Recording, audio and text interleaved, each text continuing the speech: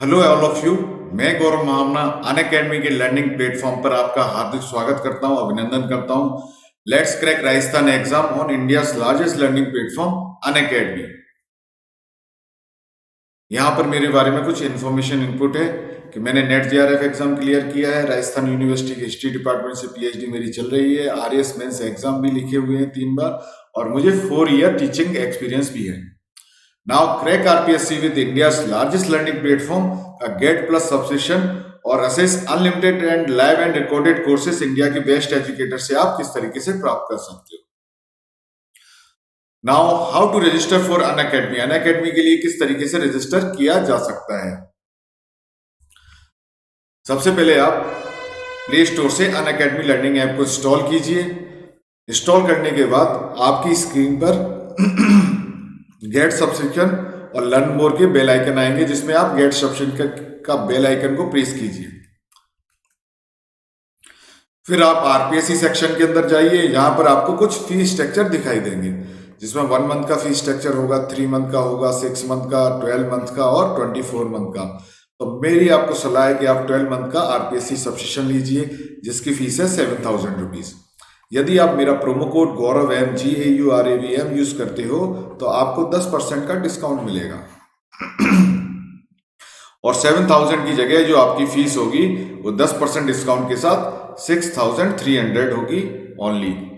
यदि आप 24 मंथ्स का आरपीएससी सब्सक्रिप्शन लेते हो, 24 मंथ्स का लेते हो, तो आपकी फीस होगी 8400 रुपये। यदि आप मेरा प्रोमो कोड यहाँ भी यूज करते हो तो गौरव एम को, तो आपको 10% का डिस्काउंट के साथ वही फीस आपकी 7560 रुपये होगी। तो एक बार यदि आप आरपीएससी सब्सक्रिप्शन ले लेते हो तो आपको कौन कौन सी सुविधाएं यहाँ पर प्राप्त होंगी। What you will get on India's largest learning platform Unacademy. यहाँ पर फर्स्ट है डेली लाइव क्लासेस। आपको डेली लाइव क्लासेस मिलेंगी, जिसमें आप एजुकेटर के साथ एंगेज हो सकते हो, चैट कर सकते हो और टॉपिक के ऊपर डिस्कस कर सकते हो। यदि आपको कोई डाउट्स है तो आप उसको क्लियर कर सकते हो, वो भी ऑनगोइंग क्लासेस के अंदर। सेकंड है live test and quiz. Live test और क्विज़ का किसी भी एग्जाम की प्रिपरेशन में बहुत ही इंपॉर्टेंट रोल होता है, क्योंकि ये आपकी प्रिपरेशन का समय समय पर इवेल्युएशन करवाती है। यदि आप डेली मॉक टेस्ट तथा क्विज़ को यहाँ पर ज्वाइन करते हो तो आप अपनी परफॉर्मेंस को एनालिसिस कर सकते हो कि मेरी परफॉर्मेंस किस डायरेक्शन में जा रही है, सही डायरेक्शन है या फिर गलत डायरेक्शन है, उसको समय समय पर एनालिसिस करने की सुविधा है। थर्ड है स्ट्रक्चर कोर्सेज। आरपीएससी जितने भी एग्जाम लेती है या फिर अधीनस्थ बोर्ड जितने भी एग्जाम करवाता है, जैसे पटवार भर्ती परीक्षा हुई, अन्य एग्जाम हुए, अभी जस्ट हाल ही में वनपाल भर्ती भी आई हुई है, तो सारे के सारे कोर्सेज हैं उनको अरेंज किया गया है व्यवस्थित तरीके से और सिलेबस के अकॉर्डिंग अरेंज किया गया है, जिससे आपकी प्रिपरेशन बेस्ट तरीके से हो सके। फोर्थ है unlimited access. Unlimited access means एक बार यदि आप आरपीएससी सब्सक्रिप्शन ले लेते हो, वन सब्सक्रिप्शन ले लेते हो, तो आप सभी लाइव तथा रिकॉर्डेड कोर्सेज को देख सकते हो और रिकॉर्डेड कोर्सेज को आप कितनी भी बार देख सकते हो किसी भी डिवाइस पर अपने कंफर्ट जोन के अनुसार। तो ये जो सारी सुविधा है वो केवल अनअकैडमी लर्निंग प्लेटफॉर्म पर ही आपको मिलेंगी और कहीं नहीं मिलेंगी। तो आप जल्दी से जल्दी आरपीएससी सब्सक्रिप्शन लीजिए और अपनी तैयारी को तीव्र गति दीजिए। और आज का जो हमारा टॉपिक है वो देखते हैं हम। जो संविधान है वो है आज का हमारा टॉपिक, कॉन्स्टिट्यूशन ऑफ इंडिया, जिसमें हम जो महत्वपूर्ण आर्टिकल्स के बारे में, इंपॉर्टेंट जो आर्टिकल्स हैं उसके बारे में चर्चा करेंगे और आर्टिकलों के माध्यम से पूरे संविधान और पॉलिटी का हम अध्ययन करेंगे। ठीक है ना। इंपॉर्टेंट आर्टिकल्स हैं, कितने भाग हैं इसके और किस किस भाग में कौन कौन से आर्टिकल है और कहाँ कहाँ से क्वेश्चन पूछे जाते हैं, साथ के साथ बीच बीच में इसकी भी हम चर्चा करते रहेंगे। सबसे पहले हम इसकी पृष्ठभूमि के बारे में चर्चा करेंगे कि संविधान सभा की पृष्ठभूमि क्या थी, किस किसने जो भी व्यक्ति थे स्वतंत्रता आंदोलन में या फिर कौन सी कमेटी के आधार पर संविधान सभा का निर्माण हुआ, और उसके बाद संविधान सभा के निर्माण के बाद संविधान सभा का चुनाव वगैरह, इन सब तरीके से स्टेप बाय स्टेप हम आर्टिकल्स पर पहुंचेंगे। फिर आर्टिकल्स के भागों की चर्चा करेंगे एक एक करके। तो अब हम स्टार्ट करते हैं। इंपॉर्टेंट भारत की संविधान सभा। संविधान सभा क्या थी, संविधान सभा का गठन कैसे हुआ था, संविधान सभा का विचार सबसे पहले किसके मन में आया था। तो इस तरीके के क्वेश्चन काफी वनडे एग्जाम्स में, अर्थात पूछे जा चुके हैं और इसके अलावा कई और एग्जाम्स में भी पूछे जा सकते हैं। ठीक है, अब हम स्टार्ट करते हैं कि संविधान सभा का सबसे पहला विचार किस व्यक्ति के मन में आया था। वो व्यक्ति थे M.N. रॉय थे, जो कि कम्युनिस्ट आंदोलन के अग्रणी नेता थे और लोकतंत्र के समर्थक थे। 1934 के अंदर उन्होंने अपना एक विचार व्यक्त किया था कि भारत के लिए संविधान सभा होनी चाहिए। तो ये क्वेश्चन कई बार पूछा गया है विभिन्न एग्जामों के अंदर। उसके बाद हम देखते हैं कि भारतीय राष्ट्रीय कांग्रेस जो स्वतंत्रता आंदोलन का नेतृत्व कर रही थी, उसने 1935 में एक आधिकारिक मांग अर्थात ऑफिशियल मांग की थी कि संविधान सभा होनी चाहिए। और साथ में ही सी राजगोपालचारी का नाम तो आपने सुना ही होगा कि सी राजगोपालचारी स्वतंत्रता आंदोलन के समय भी अग्रणी नेता थे, जो कि साउथ से थे, जो कि बाद में मद्रास स्टेट के मुख्यमंत्री भी बने थे। और साथ में उन्होंने 1939 में वयस्क मताधिकार के आधार पर संविधान सभा की मांग उठा ली थी। ये समय कौन सा है? ये समय है जब द्वितीय विश्व युद्ध स्टार्ट हो गया था 1939 से, जो 1945 तक चला था, जब अंग्रेज द्वितीय विश्व युद्ध में लगे हुए थे। उस समय ये मांग उठाई गई थी। ठीक है ना। और सबसे पहले अंग्रेजों द्वारा ये मांग कब स्वीकार की संविधान सभा की? वो अगस्त प्रस्ताव लेके आए थे 1940 के अंदर, अगस्त के महीने में। इसी वजह से इसको क्यों बोलते हैं अगस्त प्रस्ताव। तो उस प्रस्ताव के अंदर इन्होंने बोला था कि भारत के लिए, ब्रिटिश भारत के लिए संविधान सभा होनी चाहिए। अगली स्लाइड की तरफ चलते हैं कि अगस्त प्रस्ताव क्या था। अगस्त प्रस्ताव के समय वायसरॉय कौन थे, गवर्नर जनरल कौन थे, उसके बारे में हम चर्चा करते हैं। अगस्त प्रस्ताव आया था 8 अगस्त 1940 को। तो इस डेट को आप याद रखिएगा कि अगस्त प्रस्ताव कब आया था। ये भी क्वेश्चंस कई बार पूछा गया कि वायसरॉय उस टाइम पर कौन थे। ये वायसरॉय थे लॉर्ड लिनलिथगो। उस टाइम पर 1939 से ये वायसरॉय बन गए थे। ठीक है ना। और गवर्नर जनरल की जो कार्यकारी परिषद का विस्तार के ये समर्थक थे। इन्होंने बोला था कि गवर्नर जनरल की जो कार्यकारी परिषद है उसका विस्तार किया जाएगा और युद्ध सलाहकारी परिषद की भी स्थापना की जाएगी, जिससे भारतीयों को ज्यादा से ज्यादा द्वितीय विश्व युद्ध के अंदर जोड़ा जा सके या फिर उनको भाग लेने के लिए प्रेरित किया जा सके। इस वजह से ये अगस्त प्रस्ताव लेके आए थे। और जो सेकेंड वर्ल्ड वॉर का टाइम तो आपको पता ही होगा, 1939 से 1945 तक इसका टाइम पीरियड रहा था। ठीक है ना। तो इस अगस्त प्रस्ताव में क्या कहा था कि संविधान सभा होनी चाहिए। लेकिन उस संविधान सभा का जो विचार था उसमें अगस्त प्रस्ताव के अंदर क्या बोला गया था कि अल्पसंख्यक मतों का पूरा भार अर्थात हिंदू मुस्लिम एकता को भंग करना और सांप्रदायिक दंगे भड़काना भी था, और भारतीयों को संविधान बनाने की अनुमति देना शामिल था। लेकिन अनुमति दी नहीं थी। वो अनुमति कब थी? इसमें अनुमति दी गई थी कि कब? कि युद्ध के पश्चात, जब युद्ध बंद हो जाएगा तब हम भारतीयों को अनुमति देंगे कि वो अपने संविधान का निर्माण कर सके। अब आपको अगस्त प्रस्ताव अच्छे तरीके से समझ में आ गया होगा। उसके बाद क्रिप्स मिशन भी आया था, उसमें भी संविधान सभा की चर्चा हुई थी, लेकिन उसमें भी संविधान सभा के निर्माण के लिए कोई पुख्ता योजना नहीं थी। फिर अंत में आया था कैबिनेट मिशन आया था। कैबिनेट मिशन के आधार पर संविधान सभा की क्या हुई थी? निर्माण हुआ था। और इसी के आधार पर संविधान सभा के लिए चुनाव संपन्न कराए गए थे। अब देखते हैं कैबिनेट मिशन क्या था, जिसमें 3 सदस्य आए थे। आपको भी पता है जब हम स्वतंत्रता आंदोलन पढ़ते हैं। ठीक है। तो कैबिनेट मिशन ब्रिटिश सरकार से भारतीय नेतृत्व की शक्तियों के हस्तांतरण के चर्चा के उद्देश्य से आया था। अर्थात पावर का ट्रांसफर करनी है। कहां से? ब्रिटिशर्स से। किनको ट्रांसफर करनी है? इंडियंस को ट्रांसफर करनी है पावर। तो इस पे ये आया था। ठीक है ना। और कैबिनेट मिशन योजना के आधार पर ही संविधान सभा के चुनाव हुए थे। वो संविधान सभा के चुनाव कब हुए थे? 1946 के अंदर हुए थे। और वो किस तरीके के संविधान सभा के चुनाव थे? अप्रत्यक्ष तरीके से संविधान सभा का चुनाव हुआ था, जिसमें क्या था? सबसे ऊपर मैंने बताया होगा आपको ब्रिटिश प्रांत थे। ब्रिटिश प्रांत के अंदर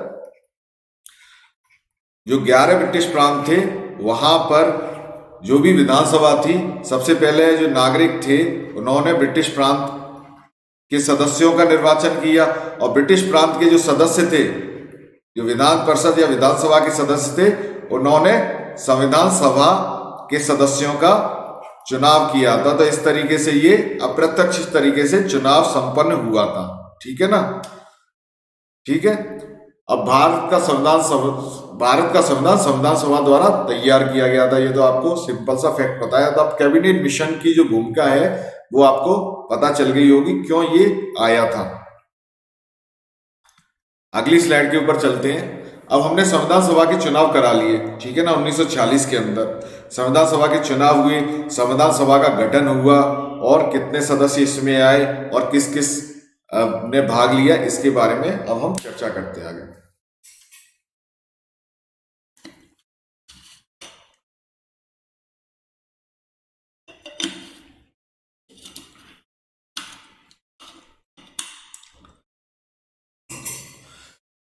अब देखते हैं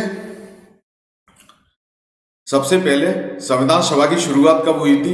संविधान सभा का चुनाव हो चुके हैं और संविधान सभा की पहली बैठक हुई थी 9 दिसंबर को, दूसरी बैठक हुई थी 11 दिसंबर को और तीसरी बैठक हुई थी 13 दिसंबर को। और इन तीनों बैठकों का इंपॉर्टेंट है, यहां से क्वेश्चन पूछा जाता है।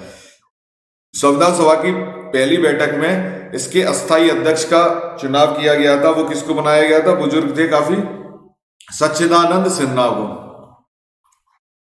सच्चिदानंद सिन्हा, ठीक है।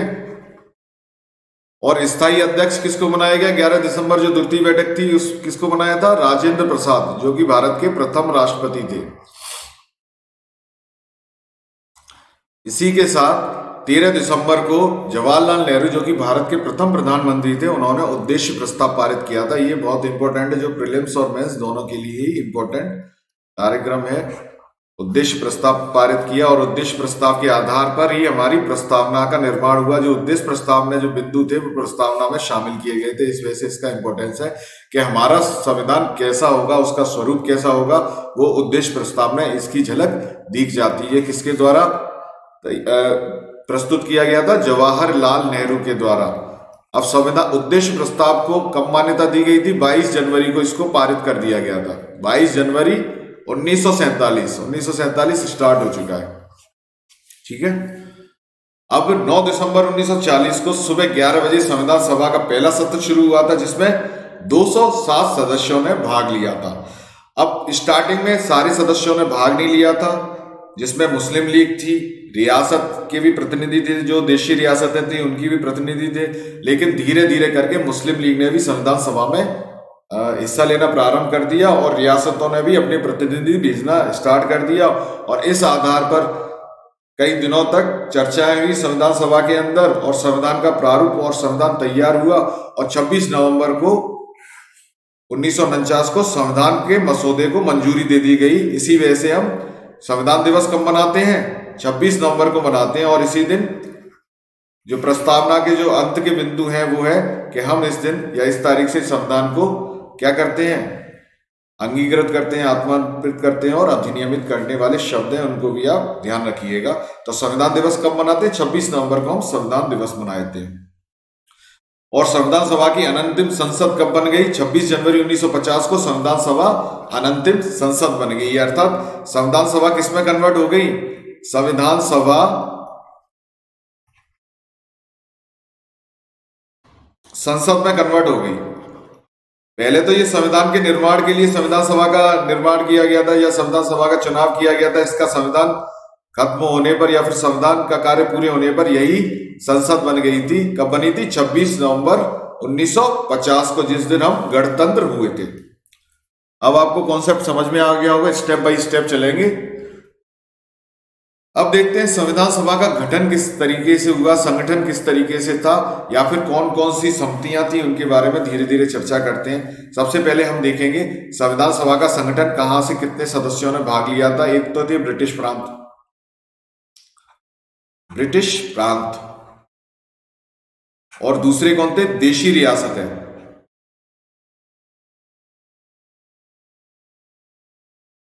ब्रिटिश प्रांत से कितने सदस्य आए थे, 296 सदस्य आए थे, और देशी रियासतों से 93 सदस्य आए थे। और इसके अलावा तीसरे और सदस्य थे, कौन थे, चीफ कमिश्नर, जो प्रदेश थे, जो केंद्र शासित प्रदेश थे 4, वहां से 4 सदस्य थे। जैसे कि राजस्थान में अजमेर मेरवाड़ा था, कुर्ग था, इस तरीके से 4 सदस्य यहां से आए थे केंद्र शासित प्रदेशों से। तो ये टोटल कितने हो गए, 389 सदस्य थे स्टार्टिंग में, 389 सदस्य थे, ठीक है, जिसमें ब्रिटिश प्रांत कितने थे अपने? 11 थे ना ब्रिटिश प्रांत। उनके भी नाम आपको याद रहने चाहिए, जो कि स्वतंत्रता आंदोलन के टाइम पर समय समय पर इनका निर्माण हुआ था। अब हम चलते हैं अगली स्लाइड की तरफ कि संविधान सभा के संगठन में हम आगे बात करेंगे कि कितनी समितियां थी। जो मेन विभिन्न कार्यों को करने वाली कुल 22 समितियां थी, और इनमें से ही 8 तो प्रमुख समितियां थी। 8 प्रमुख समितियों की हम चर्चा करेंगे, अन्य छोटी समितियों का ज्यादा महत्व नहीं है तो उनकी कम चर्चा करेंगे। सबसे जो इंपॉर्टेंट समिति थी वो कौन सी समिति थी? प्रारूप समिति थी। प्रारूप समिति के अध्यक्ष कौन थे? डॉक्टर BR अम्बेडकर थे, जिसको ड्राफ्ट बनाना था संविधान सभा का, या फिर संविधान का हमारा जो ड्राफ्ट बनाना था उसका मेन कार्य क्या था? प्रारूप समिति का ये मेन कार्य था कि संविधान का ड्राफ्ट तैयार करना है। लेकिन यहां पर कभी कभार क्वेश्चन उठ जाता है कि संवैधानिक सलाहकार कौन थे? तो ये आप याद रखना कि BN राव, जो कि संवैधानिक सलाहकार, ये भी क्वेश्चन कई बार पूछा गया है वनडे एग्जाम्स के अंदर या फिर प्रीलिम्स एग्जाम के अंदर। अब और जो समिति है महत्वपूर्ण समिति, उनकी भी चर्चा कर लेते हैं कि union power committee. Union power committee या फिर जवाहरलाल नेहरू थे इसके अध्यक्ष थे। इसको हिंदी में क्या बोलते हैं? संघ शक्ति समिति। संघ शक्ति समिति, ठीक है। अगली जो समिति है केंद्रीय संविधान समिति। इन दोनों की अध्यक्ष कौन थे? जवाहरलाल नेहरू थे, जो केंद्र से रिलेटेड थी। दोनों समितियां केंद्र से रिलेटेड थी। ये तो केंद्र और राज्यों से रिलेटेड थी, ये केंद्रीय संविधान समिति। इसके भी अध्यक्ष कौन थे? जवाहरलाल नेहरू। तो इसको भी ध्यान रखना। अब प्रांतीय संविधान समिति के अध्यक्ष वल्लभ भाई पटेल थे। वल्लभ भाई पटेल को हम क्यों याद करते हैं? क्योंकि ये भारत के आयरन मैन थे, लौह पुरुष थे, जिन्होंने पूरे भारत के एकीकरण में सबसे महत्वपूर्ण भूमिका निभाई थी। अर्थात रियासतों को एक एक करके किस तरीके से अधिकृत या फिर समझौते से किसी भी तरीके से, जैसे हैदराबाद रियासत हुई, जूनागढ़ रियासत हुई, 562 रियासतें थी, उनके एकीकरण का पूरा श्रेय किसको जाता है? सरदार वल्लभ भाई पटेल को ही जाता है। ठीक है, अगली समिति की बात करते हैं कि मौलिक अधिकारों से रिलेटेड जो समिति कौन सी थी। तो मौलिक अधिकारों से या फिर अल्पसंख्यक हो, जनजाति हो या फिर बहिष्कृत क्षेत्र हो, उनसे संबंधित समिति के जो अध्यक्ष थे वो भी कौन थे? वल्लभ भाई पटेल ही थे। और प्रक्रिया समिति के नियम के अध्यक्ष थे राजेंद्र प्रसाद। तो वल्लभ भाई पटेल 3 समितियों के अध्यक्ष याद रखना। एक तो मौलिक अधिकार सीधे सीधे, प्रांतीय संविधान समिति, और एक समिति की और चर्चा करेंगे, स्टेट्स कमेटी, राज्यों के साथ वार्ता के लिए समिति। इसी के आधार पर ही तो राज्य जो थे, रियासत थी, उनके आधार पर ही एकीकरण किया था। तो 3 समिति के जो अध्यक्ष कौन थे? वल्लभ भाई पटेल थे। तीनों समितियों का आप अच्छे तरीके से याद रखना। इसी तरीके से हमने जवाहरलाल नेहरू भी 3 समितियों के अध्यक्ष थे। एक तो यूनियन पावर कमेटी, केंद्रीय संविधान समिति, और एक थी स्टेट्स कमेटी। इसके भी अध्यक्ष थे जवाहरलाल नेहरू, जो कि भारत के प्रथम प्रधानमंत्री थे। और भी जो है समितियां हैं जहां से क्वेश्चन पूछ लिए जाते हैं। मेन समिति की बात मैंने करी थी आपसे। संचालन समिति हुई, राजेंद्र प्रसाद हुए, जैसे ये दे रखा है संचालन समिति। राष्ट्रीय ध्वज का जो निर्माण हुआ था वो किस समिति ने किया था? उसके अध्यक्ष कौन थे? राजेंद्र प्रसाद थे। ठीक है ना। अब हाउस समिति हुई, पट्टाभी सीतारमैया, त्रिपुरी संकट से ध्यान रखना कि हाउस समिति किससे रिलेटेड है? त्रिपुरी संकट, त्रिपुरी ध्यान रखना ना, जो सुभाष चंद्र बोस के साथ या फिर गांधी जी की तरफ से ये नॉमिनेट किए थे, लेकिन सुभाष चंद्र बोस जीत गए थे उस चुनाव को। ठीक है। अब है KM मुंशी, ये कोई खास समिति नहीं है। तो इस वजह से जो मैंने इंपॉर्टेंट समिति है वो आपको बता दी है, इसको आप ध्यान रखिएगा। अब हमने समितियों की बात कर ली, संगठन की बात कर ली, संविधान का जो चुनाव हुआ वो भी करा दिया, और संविधान सभा का गठन कर लिया, उसकी बैठकों की भी चर्चा कर ली। अब ये कार्य कौन कौन से करती थी संविधान सभा? ठीक है, इस पर हम चर्चा करेंगे कि संविधान सभा ने कौन कौन से कार्य किए थे। तो सबसे पहला कार्य तो ये था कि प्रथम कार्य क्या था कि संविधान का निर्माण करना था इसको। तो संविधान का निर्माण कर दिया। 2 साल 11 महीने और 18 दिन के अंदर इसने संविधान का निर्माण किया। बहुत सारी बैठकों का आयोजन किया गया और यही बाद में अंतरिम संसद बन गई। और दूसरा काम क्या था? जब संसद बनी ये, तो कानून बनाना ही इसका काम था, और निर्णय लेने की प्रक्रिया में शामिल होना भी इसका ही काम था। तो कानून बनाने का काम, क्योंकि यही किसमें कन्वर्ट हो गई थी? भारतीय संसद में कन्वर्ट हो गई थी। कानून बनाने का कार्य हो गया इसका। और कब कन्वर्ट हुई थी? 26 जनवरी 1950 को, जब हम गणतंत्र हुए थे। ठीक है। 22 जुलाई 1947 को राष्ट्रीय ध्वज को इसने स्वीकार किया। बस आपको एक ही डेट याद रखनी है, राष्ट्रीय ध्वज वाली डेट याद रखनी है कि 22 जुलाई 1947 को। और राष्ट्रीय ध्वज समिति के जो अध्यक्ष थे, जिन्होंने राष्ट्रीय ध्वज समिति के अध्यक्ष कौन थे, जो मैंने पहले बता दिया था, डॉक्टर राजेंद्र प्रसाद। ठीक है, तो राजेंद्र प्रसाद को भी इसके साथ ही याद करना है आपको कि 22 जुलाई 1947 को राष्ट्रीय ध्वज को अपनाया। और जो ब्रिटिश कॉमनवेल्थ था, जहां जहां पर ब्रिटिश कॉलोनीज थी, जो देश आजाद होते गए या फिर जो गुलाम थे, उनकी एक पूरा का पूरा कॉमनवेल्थ बनाया गया था। उसकी सदस्यता भारत ने कब स्वीकार कर ली? मई 1949 को। लेकिन पाकिस्तान ने जो सदस्यता स्वीकार की थी वो 1956 में स्वीकार की थी। तो इस पर भी ये भी एक अच्छा फैक्ट है। अब हम ये जो 3 फैक्ट और दे रखे हैं उसको एक साथ तैयार करेंगे कि 24 जनवरी 1950 को डॉक्टर राजेंद्र प्रसाद को भारत का पहला राष्ट्रपति चुना गया था। राष्ट्रगान को भी और राष्ट्रगीत को भी अपनाया गया था। राष्ट्रगान तो पता ही है ना, जनगण मन, और राष्ट्रीय गीत वंदे मातरम वाला। ये तीनों जो घटनाएं हुई थी वो एक ही दिन हुई थी, वो थी 24 जनवरी। तो 24 जनवरी को ध्यान रखना ये 3 घटनाओं के लिए, जबकि राष्ट्रीय ध्वज को अपनाया गया था 22 जुलाई को। तो इसमें क्या होता है, कंफ्यूजन होता है।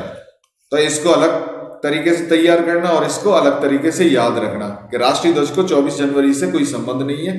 24 जनवरी को केवल 3 घटनाएं हुई थी। राजेंद्र प्रसाद बने थे राष्ट्रपति, राष्ट्रगान अपनाया गया और राष्ट्रगीत अपनाया गया था। अब हम देखते हैं संविधान सभा के कार्य हमने देख लिए। अब संविधान कहां कहां से लिया गया है, किस किस देश से कौन कौन से प्रावधान लिए गए, इस पर चर्चा करते हैं और उनकी क्या क्या विशेषताएं थी। ठीक है ना, ब्रिटिशर से क्या लिया गया था, यूएसए से क्या लिया गया था, आयरलैंड से क्या लिया गया था, या फिर दक्षिण अफ्रीका से, ऑस्ट्रेलिया से क्या क्या चीजें ली गई, इसकी अब हम चर्चा करते हैं।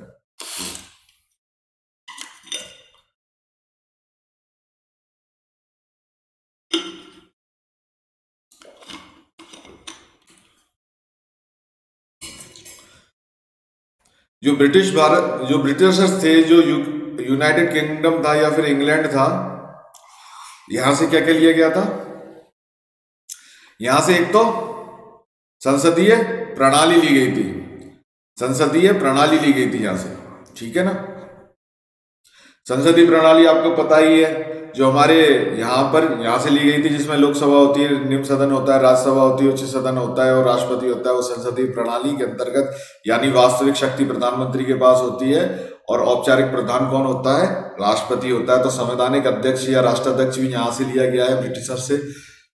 वहां पर क्या है, मनोनीत किया जाता है, वहां पर क्राउन का शासन है, लेकिन यहाँ पर संवैधानिक राष्ट्राध्यक्ष है, जो किस तरीके से चुना जाता है? अप्रत्यक्ष तरीके से चुना जाता है।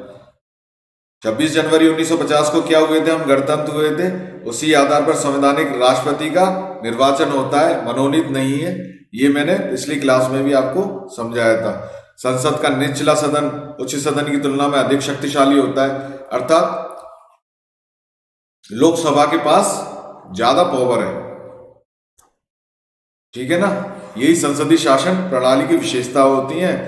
और उच्च सदन पर कम शक्तियां होती हैं। और संसद के प्रति मंत्रिपरिषद जो भी चुनकर आ रहे हैं, उनका क्या होता है, उनकी जिम्मेदारी होती है संसद के प्रति होती है। तो इस चीज को भी आप ध्यान रखना।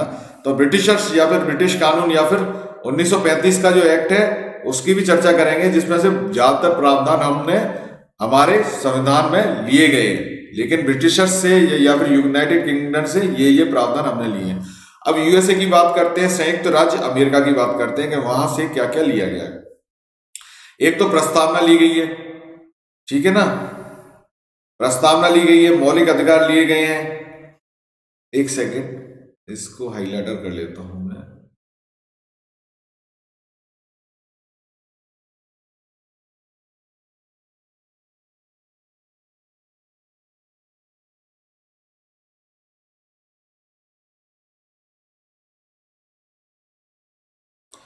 एक तो यहां से प्रस्तावना ली गई है, यूएसए से क्या लिया गया है, प्रस्तावना ली गई है।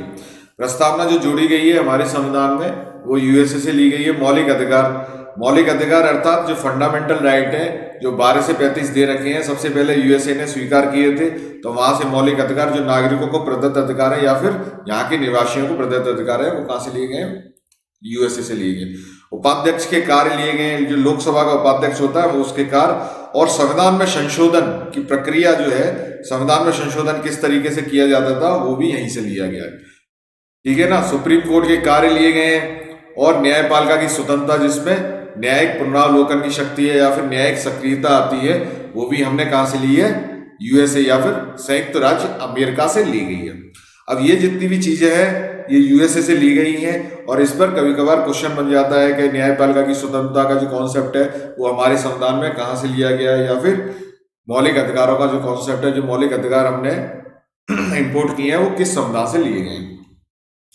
अब हम ऑस्ट्रेलिया की बात करते हैं कि ऑस्ट्रेलिया से क्या क्या लिया गया है। ऑस्ट्रेलिया से संवर्ती शक्तियों की सूची ली गई है। जो हमने 3 सूचियों की बात करते थे, एक तो संघ सूची होती थी, एक राज्य सूची होती थी और एक संवर्ती सूची होती थी। तो संघ सूची पर कानून कौन बनाता था, केंद्र बनाता था, और राज्य सूची पर कानून राज्य बनाता था। जबकि संवर्ती सूची की जो शक्तियां थी जिस पर केंद्र और राज्य दोनों कानून बनाते थे वो ऑस्ट्रेलिया से हमने लिया है। ठीक है। केंद्र और राज्यों के बीच संवर्ती विषयों पर गतिरोध को सुलझाने की प्रक्रिया भी हमने यहीं से ली है। ठीक है ना। संवर्ती विषय पर, और कानून किसका माना जाएगा, केंद्र का माना जाएगा। यदि दोनों केंद्र के कानून में और राज्य के कानून में दोनों में टकराव है तो वो किसका कानून माना जाएगा, केंद्र का कानून माना जाएगा। अगली स्लाइड पर चलते हैं। आयरिश या फिर आयरलैंड से किस किस के सिद्धांत लिए हैं। राज्य के नीति निर्देशक तत्व के सिद्धांत है वो आयरलैंड से लिए गए हैं। राज्य के नीति निर्देशक तत्व के सिद्धांत में क्या है, जो कि राज्य को कल्याणकारी नीति बनाने के लिए नागरिकों हो या फिर निवासी हो उनके लिए प्रेरित करती है। ठीक है। राज्यसभा में सदस्यों का नामांकन का तरीका कहां से लिया गया है, ये भी आयरलैंड से, आयरिश जो भी देश है आयरलैंड से लिया गया है। किस तरीके से नॉमिनेटेड होते हैं राज्यसभा में, आपको पता है 12 सदस्य जो है 250 में से राज्यसभा में नॉमिनेटेड किए जाते हैं। ठीक है। कौन करता है नॉमिनेट, वो करता है राष्ट्रपति करता है। हाँ, नॉमिनेटेड कौन करता है, जो 12 सदस्यों को राष्ट्रपति करता है ना। तो वो जो सदस्य हैं, जो कॉन्सेप्ट है, और लोकसभा में कितने होते हैं, एंग्लो इंडियन 2 होते हैं ना जो नॉमिनेट किए जाते हैं। तो ये इनका जो नॉमिनेशन का जो तरीका है वो आयरलैंड से लिया गया है। अब देखते हैं राष्ट्रपति की शक्तियां, राष्ट्रपति की विधायी शक्ति हो, कार्यकारी शक्ति हो या फिर वीटो पावर हो, जितनी भी शक्तियां हैं वो कहां से लिए गई, जर्मनी से लिए गई हैं। ठीक है। कनाडा से क्या क्या लिया गया है, मजबूत राष्ट्र का जो प्रावधान है, या फिर भारत संघ जो नाम दिया गया है, भारत संघ नाम दिया गया है, यानी संघात्मकता कहां से ली गई, कनाडा से ली गई है। ठीक है ना। एक मजबूत राष्ट्र किस तरीके से रह सकता है, वो सारी चीजें कहां से, कनाडा से। अगली स्लाइड पर चलते हैं हम। अब जो हमारा जो महत्वपूर्ण टॉपिक है, भारतीय संविधान के महत्वपूर्ण अनुच्छेद, अर्थात जो ब्रीफ पढ़ेंगे हम कॉन्स्टिट्यूशन का, वो आज पढ़ेंगे कि कितने भाग थे, कौन कौन से अनुच्छेदों से क्वेश्चन आते हैं, और कौन कौन से अनुच्छेद आने वाले एग्जाम्स के लिए, प्रिपरेशन के लिए जो इंपॉर्टेंस है उसके बारे में हम पूरे भारतीय संविधान को एक कॉम्पैक्ट रूप में पढ़ेंगे आज एक ही क्लास के अंदर।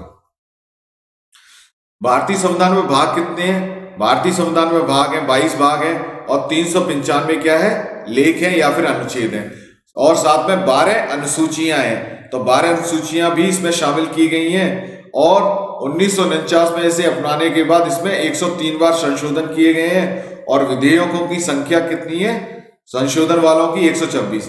तो टोटल विधेयकों की संख्या जो संशोधन किए गए हैं वो 126 है, और 103 बार कॉन्स्टिट्यूशनल अमेंडमेंट अभी तक हुए हैं इसमें। ठीक है ना। तो इसको भी ध्यान करना, इसको भी याद रखना, जो लेटेस्ट कॉन्स्टिट्यूशनल अमेंडमेंट है उनको आप तैयार करना।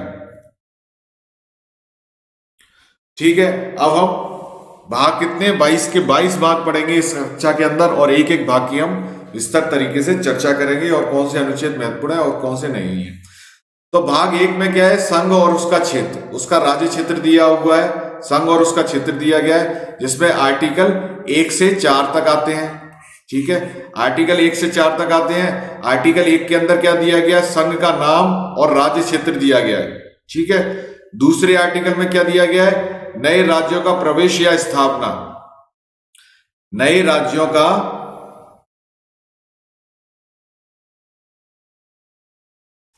नए राज्यों का प्रवेश या फिर स्थापना दे रखा है इसमें।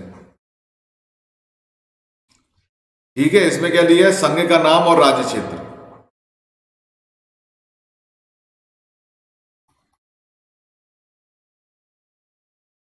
अब आर्टिकल 1 से 4 आपको पता चल गया होगा। फर्स्ट आर्टिकल में क्या है, संघ का नाम और राज्य क्षेत्र दिया है, और दूसरे आर्टिकल में दिया है नए राज्यों का प्रवेश या स्थापना। संघ का नाम होगा भारत राज्यों का संघ होगा। इसमें ये भी चर्चा की गई है कि किस तरीके से संघ होगा, ये राज्यों से मिलकर अविनाशी राज्यों का, विनाशी राज्यों का अविनाशी संघ होगा।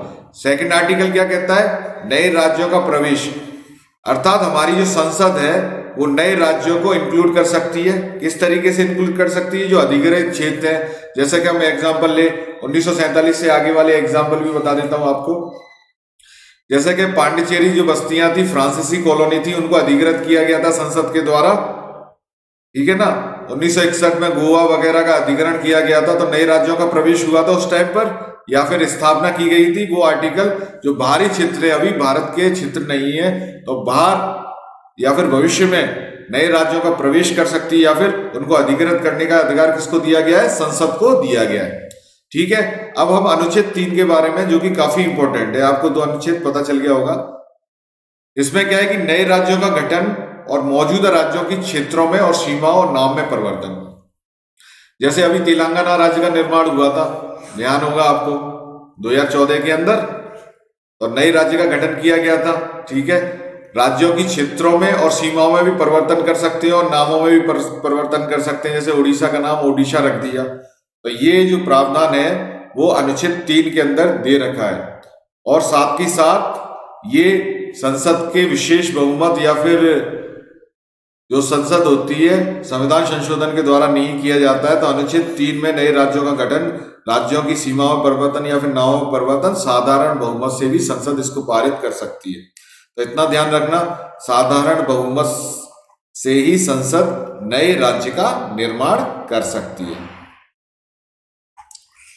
अब आपको इसका जो आर्टिकल है पता चल गया होगा, तो इस आर्टिकल को आप अच्छे तरीके से याद रखना।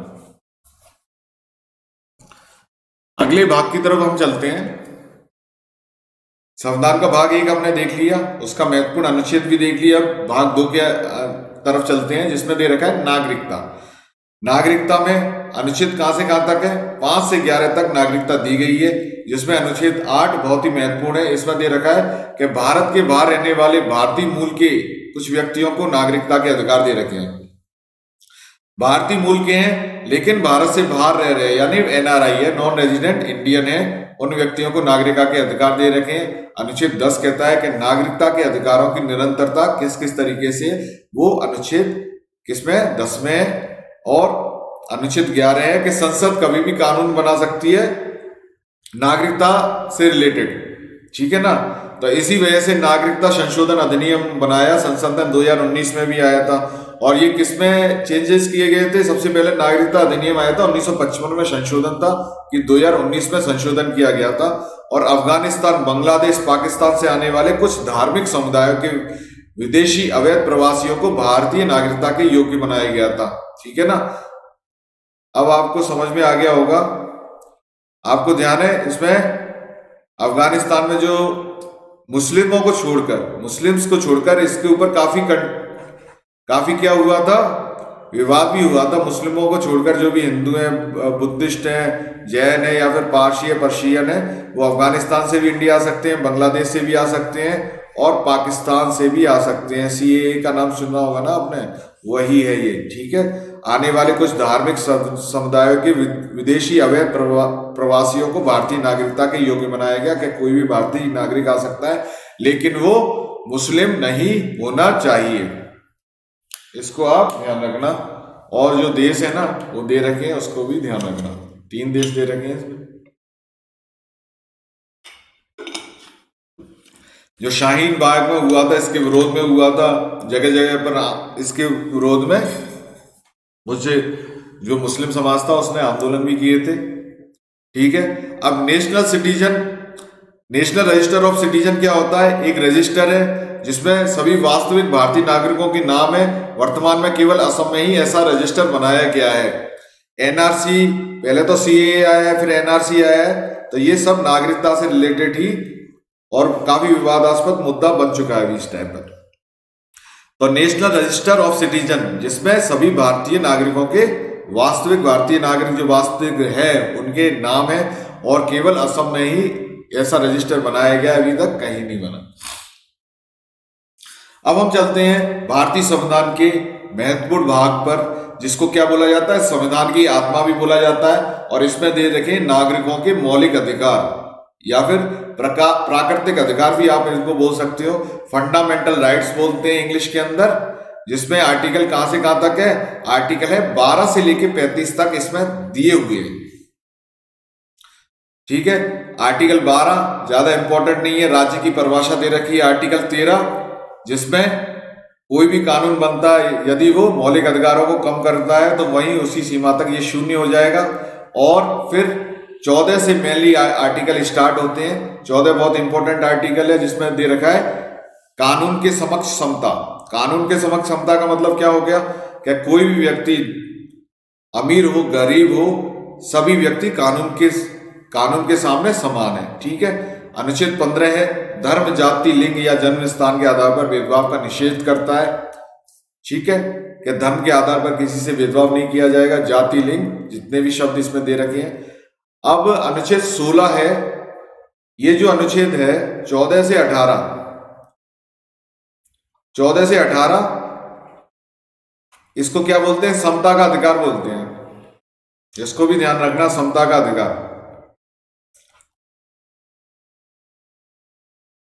समानता को ये प्रोत्साहित करता है।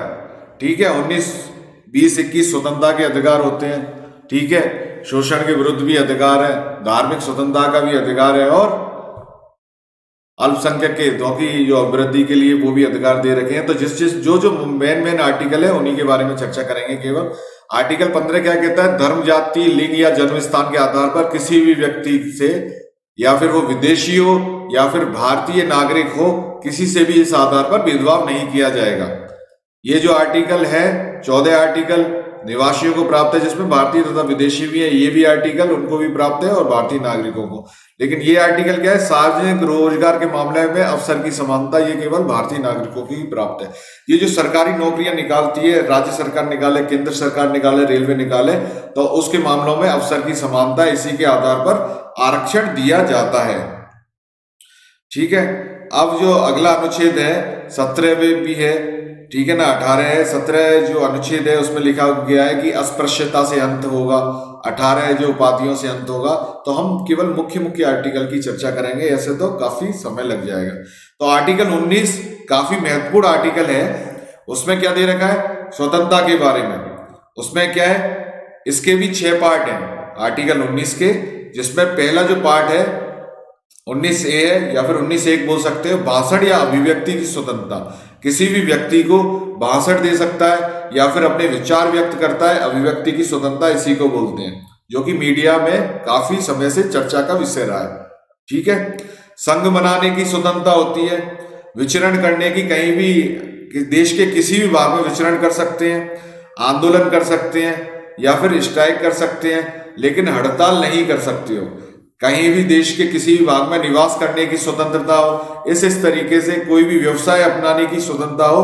तो इसमें 6 स्वतंत्रताएं दी गई हैं जो भारतीय नागरिकों को दी गई हैं। लेकिन जब हमारा आपातकाल लगता है आर्टिकल 352 से, जैसे राष्ट्रीय आपातकाल लग गया, तो ये जो होगा अनुच्छेद 19 में दी गई जो 6 स्वतंत्रता है वो हमेशा के लिए स्वतः ही समाप्त हो जाती है, यानी ऑटोमेटिक ये सस्पेंड हो जाती हैं। आर्टिकल 352 जब लगता है, राष्ट्रीय आपात लगता है, तो इसको भी आप यहीं से ध्यान रखना। राष्ट्रीय आपात के टाइम पर ये स्वतंत्रताएं ऑटोमेटिक क्या हो जाती है, सस्पेंड हो जाती है। ठीक है। अगला जो आर्टिकल है उसके बारे में चर्चा करते हैं। अनुच्छेद 20 है ये, अपराधों के लिए दोष सिद्धि के संबंध में संरक्षण। जैसे कि इसमें हम एक तो सामान्य प्रक्रिया देखते हैं, जैसे किसी को गिरफ्तार किया गया, अरेस्ट किया गया, और दूसरी प्रक्रिया क्या है, डिटेंशन, तो इसमें भी मैंने जो मूल अधिकार का जो चैप्टर पढ़ाया है उसमें अच्छी तरीके से इसको अरेस्ट क्या होता है और डिटेंशन में अर्थ भी बताया। तो अपराध किसी व्यक्ति ने कमिट किया, उसका दोष सिद्धि से पहले का जो उपचार होगा उसमें संरक्षण दिया गया है कि दोष सिद्ध नहीं हुआ है उससे पहले उसको जो प्रशासन है या फिर पुलिस है, जो भी कस्टम अधिकारी या फिर कस्टडी लेने वाले हैं, उसको प्रताड़ित नहीं करे। कि जो संरक्षण कौन कौन देते हैं, एक तो सुप्रीम कोर्ट देता है और एक हाई कोर्ट देता है, ठीक है ना। वो 5 तरीके की रिट जारी करता है, आपको बताया है मैंने। और हाई कोर्ट भी 5 तरीके की रिट जारी करता है। कौन कौन सी रिट जारी करता है? सुप्रीम कोर्ट आर्टिकल 32 के थ्रू बंदी प्रत्यक्षीकरण हो गया, उत्प्रेषण हो गया, अधिकार प्रत्यय हो गई, इस तरीके की रिट जारी करता है। और हाई कोर्ट के पास जो शक्ति है वो आर्टिकल 226 के तहत ये शक्ति दे रखी है। और इसके बाद जो अगला आर्टिकल है जो कि काफी शानदार इंपॉर्टेंट है, जिसको डॉक्टर बी आर अम्बेडकर ने बोला था संविधान की आत्मा बोला था, और इसके बिना हम इन अधिकारों की रक्षा नहीं कर सकते कि संवैधानिक उपचारों का अधिकार। इसी के तहत सुप्रीम कोर्ट, मैंने बताया था कि 5 तरीके की रिट जारी करता है, इसी के आधार पर ही जारी करता है। अगले आर्टिकल की तरफ चलते हैं हम, या फिर अगले भाग की तरफ चलते हैं। नीति निर्देशक तत्व, राज्य के नीति निर्देशक तत्व, या फिर हम बोल देते हैं इनको DPSP, directive principle of state policy. ये क्या करते हैं कि जो राज्य है उसको कल्याणकारी नीति या फिर जनता के हित की नीति, जितनी भी पॉलिसीज का आज के टाइम पर केंद्र सरकार हो, राज्य सरकार हो या फिर स्थानीय स्वशासन हो, जो भी पॉलिसी का निर्माण कर रही है, वो उसको प्रेरित करने वाला जो भारतीय संविधान का कौन सा भाग है, वो भाग 4 है। और अनुच्छेद 36 से 51 ही प्रेरित करता है कि आप जो भारतीय नागरिक हैं उनके लिए कल्याणकारी नीति बनाइए। ये सरकार पर दबाव नहीं देती हैं, लेकिन उसको प्रोत्साहित करती हैं कि ज्यादा से ज्यादा पॉलिसीज बनाए जिससे गरीबी कम हो, आय की असमानता है, प्रतिष्ठा की अवसर की समानता है, इतने सारी समानता है भारतीय लोगों के अंदर। तो ये अनुच्छेद 39 क्या बोलता है? नीति के कुछ सिद्धांतों का राज्यों द्वारा पालन किया जाना। और 44 आपको पता है नागरिकों के लिए समान नागरिक संहिता। समान नागरिक संहिता क्या होती है? क्या किसी भी धर्म का या फिर संप्रदाय का व्यक्ति हो, हर किसी के लिए एक ही कानून होगा। अर्थात जो एक देश और एक कानून की बात आई थी, उस आर्टिकल का उसका जो आधार था यही आर्टिकल था, नागरिकों के लिए समान नागरिक संहिता। जैसा कि ये नहीं हो कोई संप्रदाय हो उसको तुष्टीकरण के लिए उसके लिए अलग कानून की व्यवस्था हो। जैसे कि ट्रिपल तलाक को सुप्रीम कोर्ट ने भी अवैध माना था, फिर संसद ने इसके लिए कानून निकाला था। अब आपको नीति निर्देशक तत्व के बारे में पता चल गया होगा कि राज्य के नीति निर्देशक तत्व क्या थे और इनका उद्देश्य क्या था।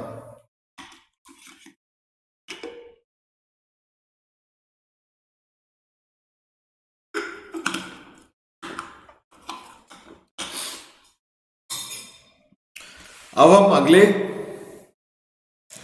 भाग की तरफ चलते हैं। भाग 4A है, मौलिक कर्तव्य हैं, जिसमें जो राज्य के नागरिक हैं, जो भारत देश के नागरिक हैं, उनके लिए कुछ मौलिक कर्तव्य निर्धारित किए गए हैं, जो कि सरदार स्वर्ण सिंह समिति थी उसकी अनुशंसा पे आए थे और 1976 में इनको जोड़ा गया था 42वें संविधान संशोधन के थ्रू, 42 कॉन्स्टिट्यूशनल अमेंडमेंट के थ्रू जोड़ा था। और कमेटी कौन सी थी, समिति कौन सी थी? सरदार स्वर्ण सिंह समिति थी। सरदार स्वर्ण सिंह समिति की सिफारिश पर इनको जोड़ा गया था भारतीय संविधान के अंदर। तो इसको भी आप ध्यान रखना। मौलिक कर्तव्य है, ये 51A है, भाग 4 है। जैसे कि हमको क्या क्या चीजें करनी चाहिए, भारतीय नागरिकों को कौन कौन से इनके कर्तव्य होते हैं, वो इसमें दे रखे हैं।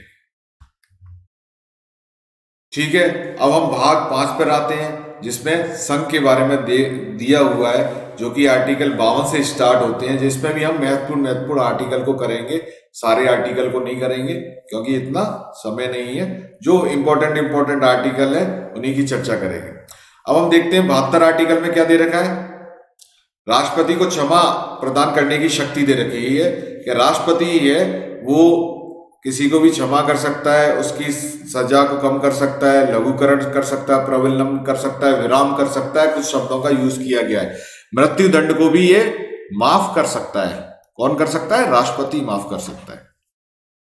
ठीक है, तो ये आर्टिकल 72 के अंदर दे रखा है। राज्यों की परिषद की संरचना आर्टिकल किसमें दे रखी है? 80 के अंदर दे रखी है। राज्य परिषद की संरचना अर्थात जो विधान परिषद होती है ना राज्यों के अंदर, जो कि राजस्थान राज्य के अंदर नहीं है, खैर विधान परिषदों की जो संरचना है उसके बारे में प्रावधान है आर्टिकल 80 में। ये भी कई बार पूछा गया है। 102 है जो संसद सदस्य होते हैं उनकी अयोग्यता किस किस तरीके से कौन कौन निर्धारण करता है, इसके बारे में दे रखा है। ठीक है, आर्टिकल 123 किसके बारे में? कि संसद का सत्र नहीं चल रहा है कोई भी। 1, 2, 3 याद रखना, बहुत ही इंपॉर्टेंट आर्टिकल है, कई बार पूछा गया वनडे एग्जाम्स में या फिर प्रीलिम्स वगैरह में कि संसद का अवकाश चल रहा है, संसद का कोई सत्र नहीं है, सत्र नहीं है, उस टाइम पर अध्यादेश लागू करने की किसकी शक्ति है? राष्ट्रपति जो प्रेसिडेंट होगा वो अध्यादेश को लागू कर सकता है। तो आर्टिकल है 123 इसके बारे में दे रखा है। तो ये बहुत ही महत्वपूर्ण आर्टिकल है। अब अध्यादेश वाला जो कॉन्सेप्ट था वो मैंने बता चुका हूं पूरा का पूरा पिछले जो वीडियोस है उसमें। अब देखते हैं संघ की न्यायपालिका, भाग 5 ही चल रहा है, संघ के जितने भी हैं इसके बारे में चर्चा करेंगे। आर्टिकल 124 से 147 तक है, क्या है? आर्टिकल 124 से 147 तक जो दे रखा है वो दे रखा है न्यायपालिका, वो भी सुप्रीम कोर्ट। तो सर्वोच्च न्यायालय की स्थापना किसमें है? वो है आपकी आर्टिकल 124 के अंदर। और 129 आर्टिकल में क्या है कि सर्वोच्च न्यायालय रिकॉर्ड की अदालत है, अवमानना के लिए दंडित कर सकता है कि सर्वोच्च न्यायालय ने कौन कौन से निर्णय दिए हैं, कौन कौन से वर्डिक्ट दिए हैं या फिर जजमेंट जितने भी दिए हैं उनको रिकॉर्ड की तरह रखा जाता है।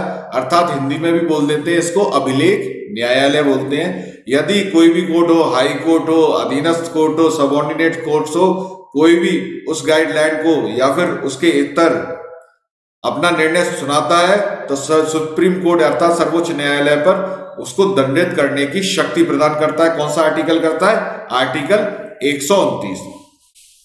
ठीक है, अगला महत्वपूर्ण जो अनुच्छेद है वो कौन सा है? सर्वोच्च न्यायालय का मूल क्षेत्राधिकार। मूल क्षेत्राधिकार का मतलब क्या हो गया? जो केसेस सीधे कहां पर जाते हैं? सुप्रीम कोर्ट के अंदर जाते हैं, उन केसेस के बारे में चर्चा की गई है। ये इसका क्या कहते हैं? ओरिजिनल जूरिडिक्शन या फिर मूल क्षेत्राधिकार होता है अनुच्छेद 131 के तहत। बहुत ही इंपॉर्टेंट आर्टिकल है। और कौन कौन से केस हैं जो मैंने आपको बता ही दिया था सुप्रीम कोर्ट में, एक बार दोबारा चर्चा कर लेते हैं। यदि राज्य और राज्यों के बीच में विवाद है तो वो भी सीधे कहां जाएगा? सुप्रीम कोर्ट जाएगा। राज्य और केंद्र के बीच में विवाद है तो वो भी कहां जाएगा? सुप्रीम कोर्ट जाएगा। तो मूल क्षेत्राधिकार को इस तरीके से आप समझ सकते हो। अब है आर्टिकल 137 देखते हैं। आर्टिकल 137 क्या कहता है? सर्वोच्च न्यायालय द्वारा निर्णयों या आदेशों की समीक्षा। ठीक है, कोई भी आदेश हो कार्यपालिका ने दिया हो उसकी समीक्षा कर सकती है वो 137, अर्थात जुडिशियल रिव्यू कर सकती है। ये जुडिशियल रिव्यू या फिर न्यायिक पुनरावलोकन कर सकती है। तो ये अधिकार किसको है? सर्वोच्च न्यायालय को है आर्टिकल 137 के थ्रू। आर्टिकल हाई कोर्ट को भी इसका अधिकार है, वो हम हाई कोर्ट की जब भाग 6 पढ़ेंगे उसके अंदर चर्चा करेंगे। ठीक है, आर्टिकल 142 क्या है? सुप्रीम कोर्ट के आदेशों तथा आदेशों के प्रवर्तन और खोज के अनुसार आदेश। ठीक है ना, ये आर्टिकल ज्यादा इंपॉर्टेंट नहीं है, लेकिन 137 को याद रखना है आपको। 131 जो मूल क्षेत्राधिकार है, 129 और 124 को। अगली स्लाइड के अंदर चलते हैं। अब हम अभी हमने किसके बारे में चर्चा की थी? संघ के बारे में चर्चा की थी। अब हम राज्य के बारे में चर्चा करते हैं। और राज्य किस भाग में? भारतीय संविधान के 6 भाग में दिया हुआ है।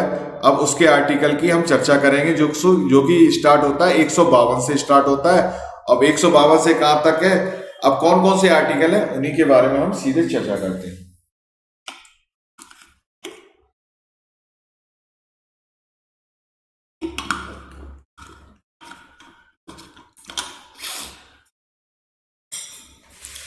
आर्टिकल 161 क्या कहता है? राज्यपाल को क्षमा आदि देने की शक्ति। इसको हमने कंपेयर किया था राष्ट्रपति की क्षमा दान की शक्ति से। ठीक है, राष्ट्रपति मृत्युदंड को क्षमा दे सकता है लेकिन राज्यपाल मृत्युदंड को क्षमा नहीं दे सकता। लेकिन लघुकरण, प्रबलम और भी कुछ शब्द हैं उसके आधार पर क्षमादान की इसकी शक्ति देने की कौन सा आर्टिकल है? आर्टिकल 161 है। ठीक है, 161 में दे रखा है। और 159 जो आर्टिकल है इसको भी आप ध्यान रखिए कि राज्यपाल की जो शपथ दे रखी है, शपथ जो राज्यपाल की शपथ दे रखी है वो इसी के अंदर आर्टिकल है 159। ये भी कई बार क्वेश्चन पूछा गया है, आरएस प्रेस में कई बार क्वेश्चन आ चुका है।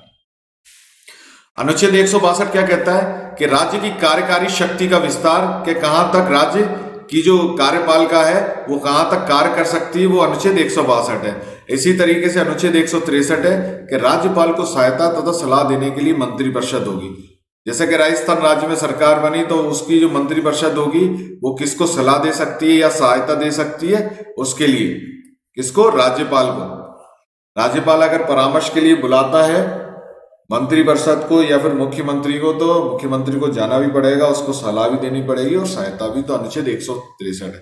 इसी तरीके से अनुच्छेद 164 है, मंत्रियों के रूप में अन्य प्रावधान है, इसको याद ज्यादा नहीं रखना है। और 169 है, राज्यों में विधान परिषदों का अनुमूलन या निर्माण। ये इंपॉर्टेंट है। इसके आधार पर क्या होता है, विधान परिषद जो राज्यों में विधान परिषद होती है उसका निर्माण होता है। तो इसको आप 169 से याद रखना, ठीक है। अगला जो महत्वपूर्ण अनुच्छेद है वो है 174 कि राज्य विधानमंडल के सत्र प्रतिपूर्ति और विघटन इसमें दे रखा है। 190 में दे रखा है जो विधानसभा है उनकी सीटों के अवकाश के बारे में, इंपॉर्टेंट नहीं है। अब है महत्वपूर्ण अनुच्छेद है, राज्यों के लिए उच्च न्यायालय होना चाहिए। राज्यों के लिए उच्च न्यायालय आर्टिकल 214 से, ठीक है, 232 तक या फिर 231 तक हाईकोर्ट की चर्चा की गई है, जो राज्यों के अंदर न्यायालय होते हैं उनके बारे में। उसके बाद 233 से 237 तक किसकी चर्चा की गई है, अधीनस्थ न्यायालय अर्थात सब ऑर्डिनेट जो कोर्ट्स होते हैं उनकी चर्चा की गई है। तो सबसे पहले हम इसकी चर्चा करते हैं कि हर राज्य के लिए एक उच्च न्यायालय होना चाहिए या फिर राज्यों के लिए उच्च न्यायालय होना चाहिए, ठीक है। अब हमने भाग 6 की बात कर ली, ठीक है। अब हम भाग 7 की बात करते हैं। टाइम क्यों हो गया, अभी पानी पीता हूं मैं, 1 सेकेंड।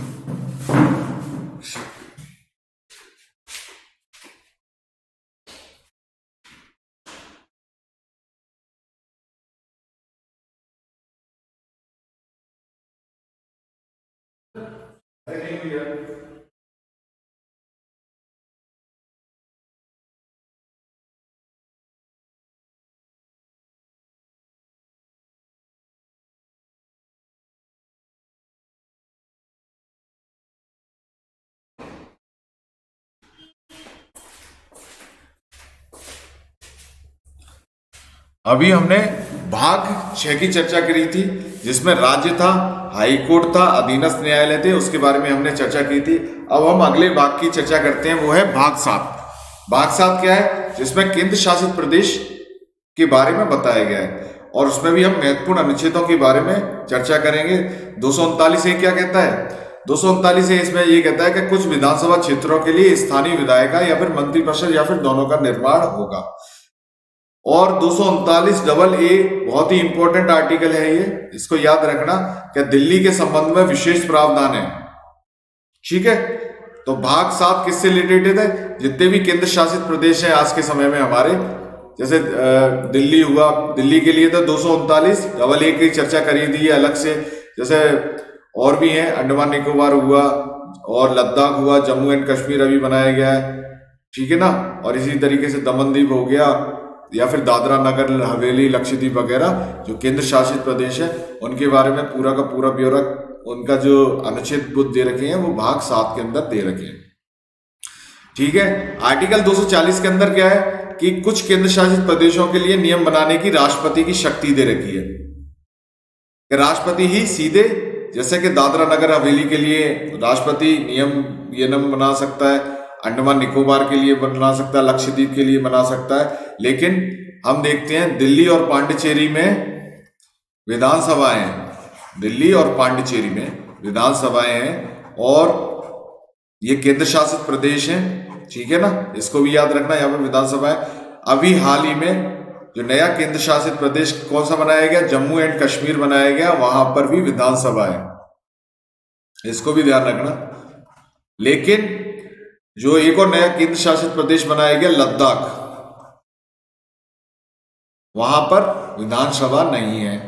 तो 3 जगह अब विधानसभा है जो केंद्र शासित प्रदेश है। कौन कौन से, इस पर क्वेश्चन भी पूछा जा सकता है। जम्मू एंड कश्मीर, पांडिचेरी और दिल्ली। तो इनसे रिलेटेड जो आर्टिकल है उसको भी ध्यान रखना। 239 और 240 के अंदर क्या है कि राष्ट्रपति क्या बना सकता है, केंद्र शासित प्रदेश, कुछ केंद्र शासित प्रदेशों के लिए नियम बनाने की शक्ति प्रदान करता है ये आर्टिकल राष्ट्रपति को। ठीक है, अब हम भारतीय संविधान के महत्वपूर्ण अनुच्छेद पढ़ रहे हैं और अगला है भाग है हमारा 9। भाग 9 में क्या दे रखा है, पंचायतें दे रखी है। पंचायतें को संवैधानिक आधार किस संविधान संशोधन के थ्रू दिया गया था। 73वां जो संविधान संशोधन आया था, कॉन्स्टिट्यूशनल अमेंडमेंट आया था, उसके आधार पर पंचायतों को क्या दिया गया था, संवैधानिक आधार दे दिया गया था।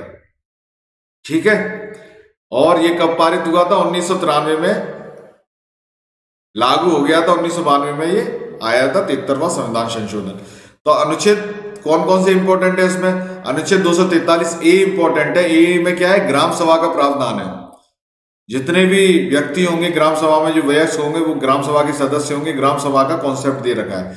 243 का के अंदर क्या दे रखा है, पंचायतों के चुनाव दे रखे हैं। जो सरपंच के चुनाव होते हैं, उप सरपंच के या फिर वार्ड पंच के चुनाव होते हैं गांव के अंदर, वो 243 का के अंदर। ये क्वेश्चंस कई बार आरएलएस प्रीलिम्स और वनडे एग्जाम जो है राजस्थान के अंदर होते हैं, और विभिन्न वनडे एग्जाम कहीं पर भी हो, ये आते ही रहते हैं। अगला देख लेते हैं हम 9A नगरपालिका। नगरपालिका कौन सा संविधान संशोधन था, 74वां संविधान संशोधन था, कॉन्स्टिट्यूशनल अमेंडमेंट था। कब, उसी समय 1993 में लागू हुआ था, 1992 में पारित हुआ था एक्ट। ठीक है, इसके कौन कौन से महत्वपूर्ण अनुच्छेद हैं नगरपालिका के, या फिर 9A भाग 9A ध्यान रखना, ये सीधे सीधे पूछा जाता है। अनुच्छेद 243R नगरपालिकाओं की संरचना के बारे में, अनुच्छेद 243S वार्ड समितियों की, और 243T सीटी बहुत ही इंपॉर्टेंट है, सीटों का आरक्षण, उसके बारे में दिया है कि SC ST और महिलाओं के लिए सीट कितनी आरक्षित की गई है। जैसे 33% है ना महिलाओं के लिए, वो इस तरीके से अलग अलग स्टेट में अलग अलग सीटों का आरक्षण की व्यवस्था और राज्य कर सकती है कितना हम आरक्षण दे रहे हैं। 243U में क्या है, नगर पालिकाओं की अवधि क्या कितने समय के लिए है, तो वो 5 साल है सामान्यतः, बढ़ा या घटा भी सकते हैं। अनुच्छेद 243W क्या है, नगर पालिकाओं के अधिकार व उत्तरदायित्व हैं इसमें। और 243 में क्या दे रखा है, वित्त आयोग, फाइनेंस कमीशन दे रखा है। 243 को ध्यान रखना। ठीक है, वित्त आयोग है, वो भी राज्य वित्त आयोग है। ये 280 है वित्त आयोग, तो ठीक है ना, ये राज्य वित्त आयोग है जो कि इसमें दे रखा है। और इसमें क्या कहा गया है कि जो नगर पालिका होगी या नगर निगम होगी, जो नगर निकाय हैं, उनको उनके लिए अनुशंसा करता है राज्य वित्त आयोग, क्या उनको कितना जो राज्य और जो नगर निकाय है उनके बीच में जो टैक्सेस का बंटवारे की अनुशंसा करता है।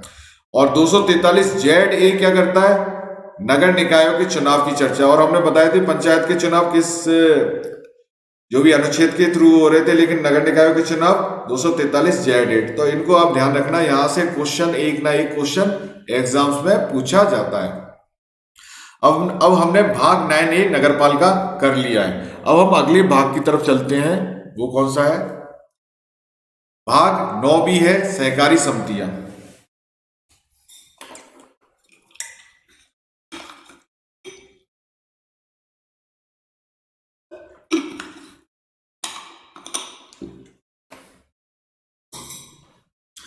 भाग 9B में सहकारी समितियां, संविधान संशोधन कौन सा था, ये वाला 97वां संविधान संशोधन था। ठीक है ना, 97वां कॉन्स्टिट्यूशनल अमेंडमेंट था। उसके आधार पर सहकारी समितियों को संवैधानिक आधार प्रदान किया गया था और भाग 9B संविधान के अंदर जोड़ा गया था।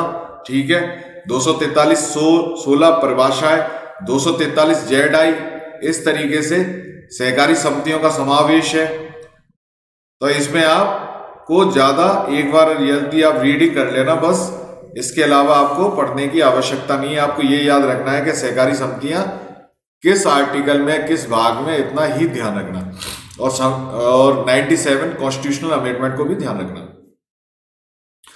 अब देखते हैं अगला भाग की तरफ हम चलते हैं। भाग 10 है अनुसूचित और जनजातीय क्षेत्र, उससे रिलेटेड अनुसूचित क्षेत्र या जनजाति क्षेत्र किसके अंडर आते हैं? या तो राष्ट्रपति के अंडर आते हैं या फिर वहां के राज्यपाल के अंतर्गत आते हैं।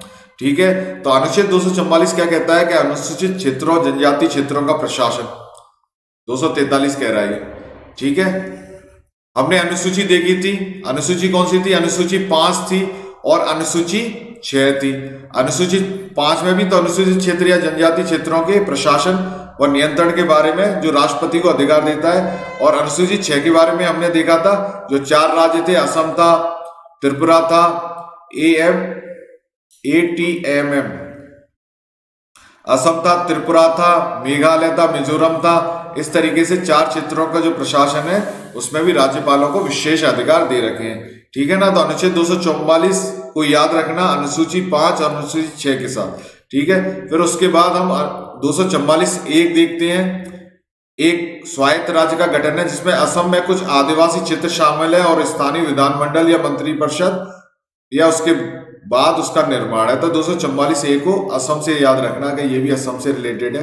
जब असम राज्य का निर्माण हुआ होगा उसके बाद ये इसको जोड़ा गया होगा संविधान के संशोधन में, संविधान संशोधन करके आर्टिकल 368 के तहत। तो ये हमने भाग 10 देख लिया। अब हम भाग 11 की चर्चा करते हैं जो कि बहुत इंपॉर्टेंट है, जिसमें केंद्र और राज्यों के बीच जो संबंध होंगे या फिर संघ और राज्यों के बीच संबंध होंगे, तो वो है दे रखा है भाग 11 में। इसके 3 पार्ट हैं। एक तो कानूनी संबंध हो गए या फिर विधायी संबंध बोल सकते हैं, या फिर कानून के निर्माण, किस पर कौन कानून बना सकता है, या फिर एक प्रशासनिक संबंध हो गए।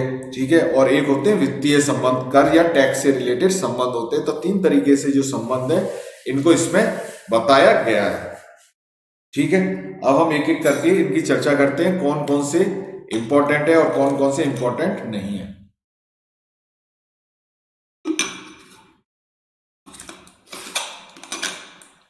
एक बात मैं आपको पहले क्लियर कर देता हूं कि संसद कोई कानून बना रही है या फिर संघ कोई कानून बना रहा है और राज्य कोई कानून बना रहा है, यदि उनके बीच में टकराव होता है तो किसका कानून माना जाएगा? संघ का कानून माना जाएगा। सीधी सी बात है ये।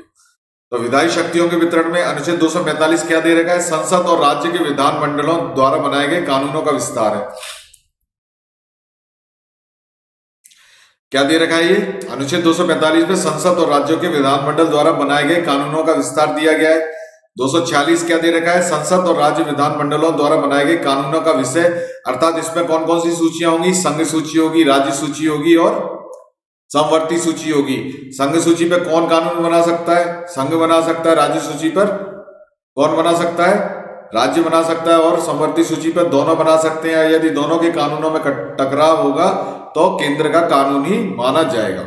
तो 246 जो अनुच्छेद है ये वाला, ये बहुत ही ज्यादा इंपॉर्टेंट है, इसको ध्यान रखना। 246 क्या है? सेवा कर या फिर सर्विस टैक्स के संबंध में विशेष प्रावधान है। ये बाद में जोड़ा गया था संविधान में। 249 क्या है? बहुत ही इंपॉर्टेंट है। 249 अनुच्छेद काफी बार पूछा गया है कि संसद की शक्ति के राष्ट्रीय हित में राज्य सूची के विषय में कानून बनाने का अधिकार संसद को, यानी संसद को सर्वे सर्वा माना गया है कि राष्ट्रीय हित है या फिर देश के हित में राज्य सूची के विषय में संसद को राज्यसभा शक्ति देती है। राज्यसभा इस बिल को स्टार्ट कर सकती है, प्रस्ताव लेके आ सकती है कि राज्य सूची के विषय में कानून बना सकती है। वो अनुच्छेद कौन सा है? 249, बहुत ही इंपॉर्टेंट आर्टिकल है। ठीक है, 251 क्या है? 251 में दे रखा है इतना सा कि 249 और 250 में संसद द्वारा बनाए गए कानून और राज्य विधानमंडलों द्वारा बनाए गए कानूनों के बीच असंगतता, अर्थात यदि राज्य विधानमंडल भी कोई कानून, अर्थात राज्य विधानमंडल ने किसी भी विषय पे कानून बनाया, संसद ने भी उसी विषय पे कानून बनाया, यदि दोनों के कानून कॉन्फ्लिक्ट है, आपस में टकराव है, तो किसका कानून माना जाएगा? तो 251 में दे रखा है कि वो संसद का कानून ही माना जाएगा, वो ही सर्वे सर्वा है, एकात्मक लक्षण है।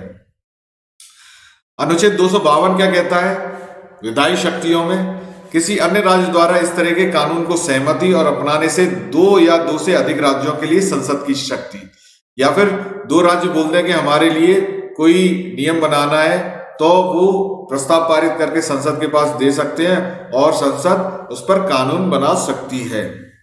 253 में अंतर्राष्ट्रीय समझौते का जो प्रभाव है उसके बारे में विधान दे रखा है या फिर लॉ दे रखा है। इसी तरीके से 254 दे रखा है कि जो भी कानून बनाए गए हैं राज्य विधानमंडल द्वारा कानून बनाए, संसद ने बनाए कानून और कुछ राज्य विधानमंडल ने बनाए कानून, तो उनके बीच में असंगतता, टकराव की स्थिति 254 में।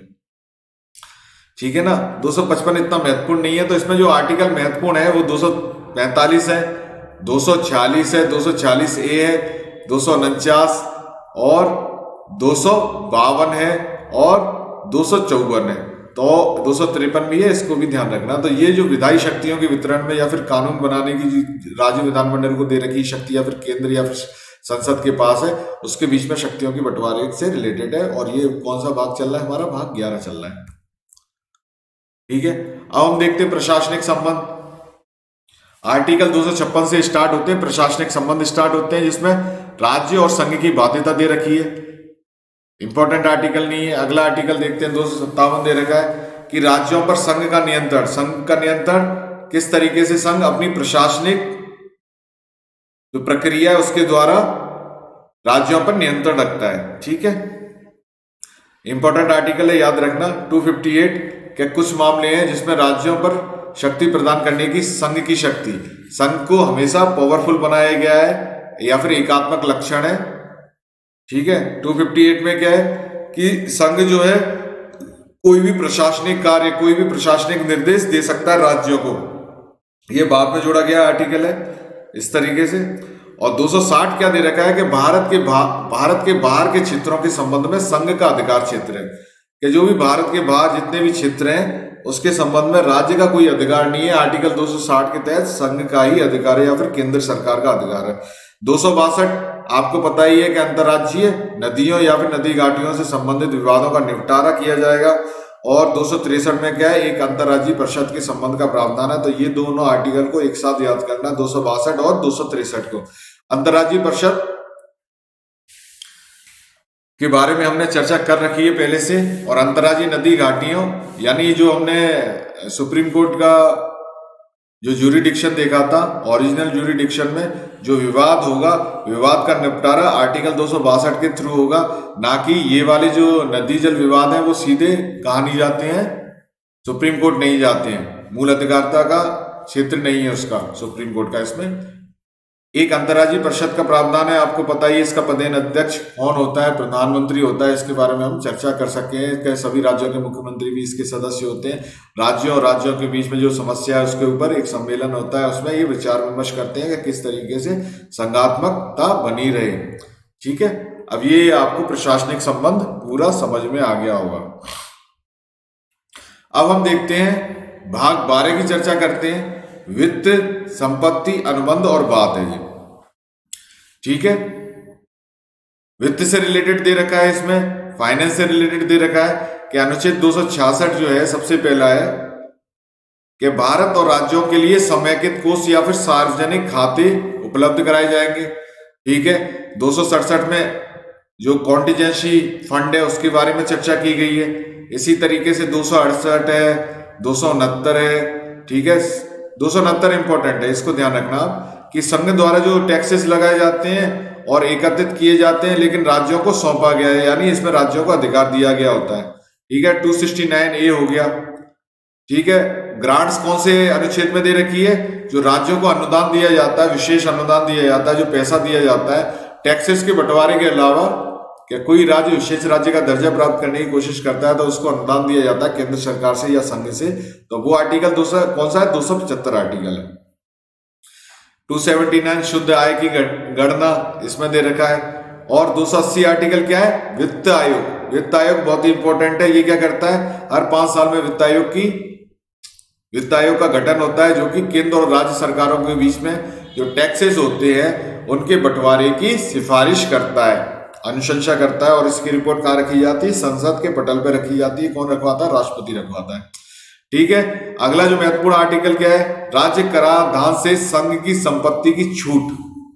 ठीक है। जो राज्य टैक्स ले रहा है उसमें संघ की संपत्ति की छूट का प्रावधान है। तो ये ज्यादा इंपॉर्टेंट नहीं है, मैंने इंपॉर्टेंट आपको बता दिए हैं कि आर्टिकल 280, 279 ए, ठीक है, 275 काफी इंपॉर्टेंट आर्टिकल है ये वाला, इसको याद रखना कि ग्रांट से रिलेटेड है या फिर अनुदान से रिलेटेड है।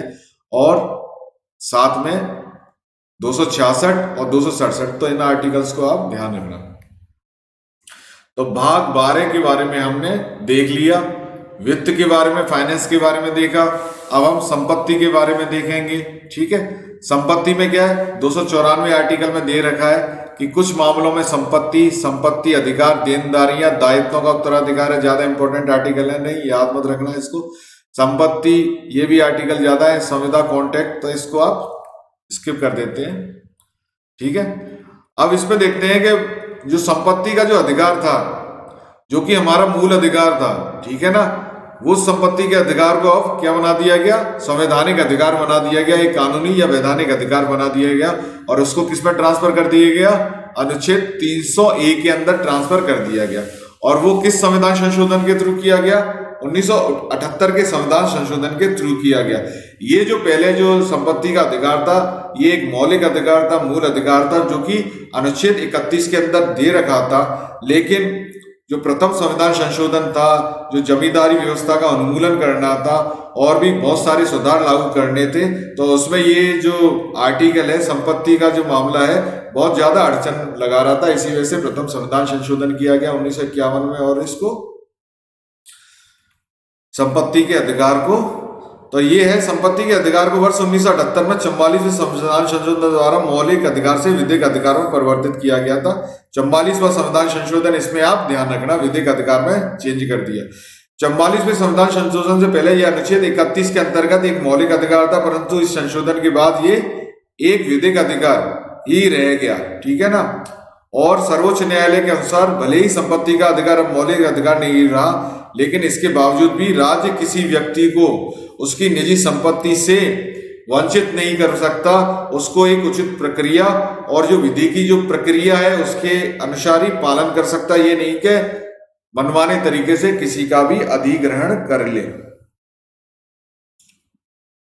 जैसे हमने डीपीएसपी पढ़ा था, उसमें नीति निर्देशक तत्वों में हमने देखा था कि 39 था, 39 में राज्य को ये शक्ति दे रखी है कि वो सार्वजनिक हित के अंदर किसी भी क्षेत्र का अधिग्रहण कर सकता है, लेकिन उसमें सार्वजनिक हित या फिर जनता की भलाई होनी चाहिए। ये वहां से इसको पावर मिल रही है, लेकिन वो एनफोर्सेबल नहीं है नीति निर्देशक तत्व, तो इसका आप ध्यान रखिएगा।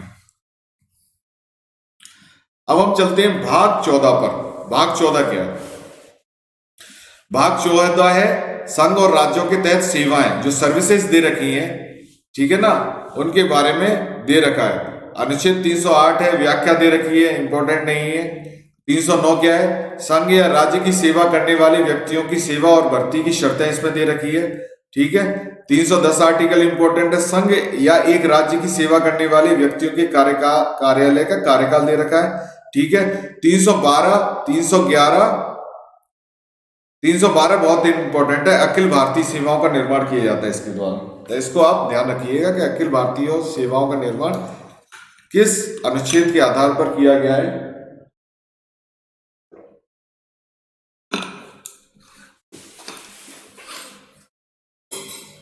अखिल भारतीय सेवाओं का निर्माण किस अनुच्छेद के आधार पर किया गया है? तो अनुच्छेद 312 के आधार पर इसका निर्माण किया गया है। ठीक है ना, तो इसको भी आप ध्यान रखिएगा। पेन स्टार्ट कर लेते हैं। आर्टिकल 312 है, उसके आधार पर लेजर हाइलाइटर ये वाला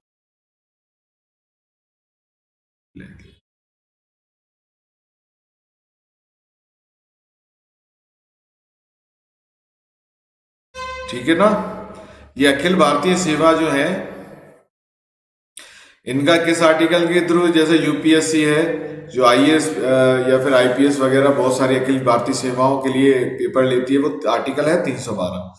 312A के अंदर क्या है, कुछ सेवाओं के अधिकारियों की सेवा शर्तों का दे रखा है और निरस्त करने की, यानी संसद की शक्ति है कि किसी भी सेवा को समाप्त कर सकती है, भले ही वो अखिल भारतीय हो, कैसी भी हो, और किसी भी नई अखिल भारतीय सेवा को वो स्टार्ट कर सकती है। वो दे रखी है शक्ति 312A के अंतर्गत, और वो संसद को दे रखी है। तो इसमें जो मेन आर्टिकल है वो 312 हो गया, 312A हो गया, और ठीक है ना, और इसके 309 और 310 भी आप ध्यान रखना। संक्रमणित प्रावधान को ध्यान मत रखना। अगले स्लाइड्स की तरफ चलते हैं। अब भाग 14 है संघ और राज्यों के तहत सेवाएं। संघ और राज्यों के तहत कौन कौन सी सेवाएं, ठीक है ना। अनुच्छेद 315 संघ और राज्यों के लिए लोक सेवा आयोग का निर्माण करता है। लोक सेवा आयोग आपको पता ही चल गया होगा कि राज्यों के अंदर जैसे कि आरपीएससी है, राजस्थान राज्य लोक सेवा आयोग है, और संघ के अंदर कौन सा है, संघ के अंदर कौन सा यूपीएससी है, अखिल जो भी है ना, यूनियन पब्लिक सर्विस कमीशन। तो 315 में क्या दे रखा है कि आयोग का गठन किया जाएगा। 316 में क्या है, सदस्यों की नियुक्ति, जो यहाँ पर सदस्य नियुक्त होते हैं, यूपीएससी हो, आरपीएससी हो या फिर यूपीपीसीएस हो, उनकी नियुक्ति और उनके कार्यकाल का प्रावधान दे रखा है। 317 क्या है, लोक सेवा आयोग के सदस्य को हटाने या निलंबित करने का कार्य। किस तरीके से लोक सेवा आयोग का सदस्य को हटाया जाता है, उस तरीके की प्रक्रिया इसमें दे रखी है 317 में, याद रखना, ये भी इंपॉर्टेंट है। इसी तरीके से 318 है कि उनकी सेवा शर्तें दे रखी है, इसमें 318 में सेवा शर्तों दे रखी हैं, इसको भी ध्यान रखना, ठीक है। और 319 क्या है कि आयोग के सदस्यों द्वारा ऐसे सदस्यों के रूप में बंद करने पर कार्यालय की रोक। ये इंपॉर्टेंट आर्टिकल नहीं है तो इसको रहने देना। आपको 315 ध्यान रखना है कि लोक सेवा आयोग का गठन है, सदस्यों की नियुक्ति तथा कार्यकाल 316 में, और किस तरीके से 317 के आधार पर हटाए जाते हैं लोक सेवा आयोग के सदस्य, और 318 दे रखी है सेवा शर्तें, ठीक है। 320 लोक सेवा आयोग के कार्य। 321 विस्तार करने की शक्ति लोक सेवा कार्य की। लोक सेवा आयोग की रिपोर्ट 323, इसको ध्यान रखना आप, क्या रिपोर्ट कौन पेश करवाएगा, ये यूपीएससी की रिपोर्ट राष्ट्रपति पेश करवाता है, कहाँ, संसद के पटल पर पेश करवाता है, इसको भी आप ध्यान रखना। अब हम चलते हैं 14A न्यायाधिकरण या फिर ट्रिब्यूनल बोलते हैं इसको। 14A भाग है, इतना ध्यान रखना कि 14A भाग में क्या दे रखा है, न्यायाधिकरण या फिर ट्रिब्यूनल, ट्रिब्यूनल भी बोलते हैं इसको, प्रशासनिक ट्रिब्यूनल भी होते हैं।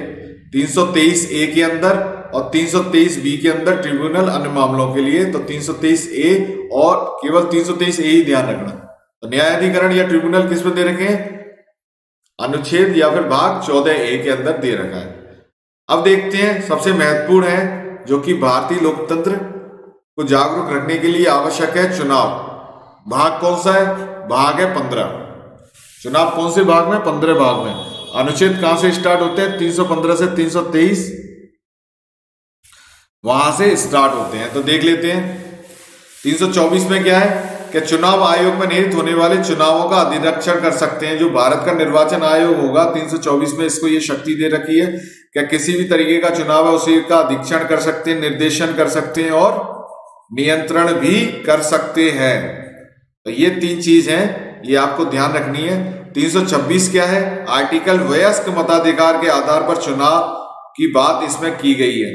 तो ये 324 से 329 के जो आर्टिकल्स हैं इनको तो आपको याद ही करना पड़ेगा, क्योंकि ये विभिन्न एग्जामों में पूछे भी गए हैं और आगे भी पूछे जाएंगे।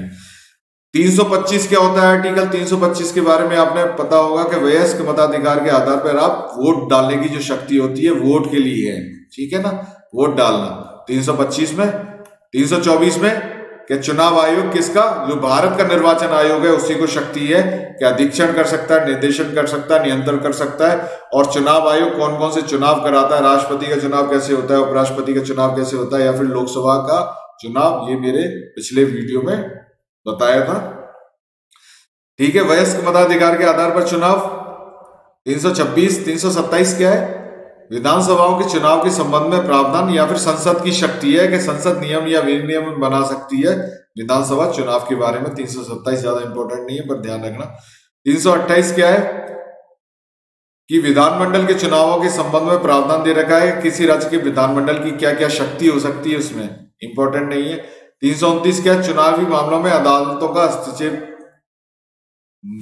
नहीं कर सकती। तो 329 को ध्यान रखना कि जो भी चुनाव होगा उसमें जो निर्वाचन आयोग होगा, भारत का निर्वाचन आयोग सर्वोच्च होता है, वही निष्पक्ष चुनाव कराता है, उनका अधीक्षण करता है, निर्देशन करता है, नियंत्रण करता है। लेकिन न्यायपालिका होती है या फिर अदालत होती है उसमें हस्तक्षेप नहीं कर सकती है, क्योंकि ये सारी संवैधानिक संस्थाएं।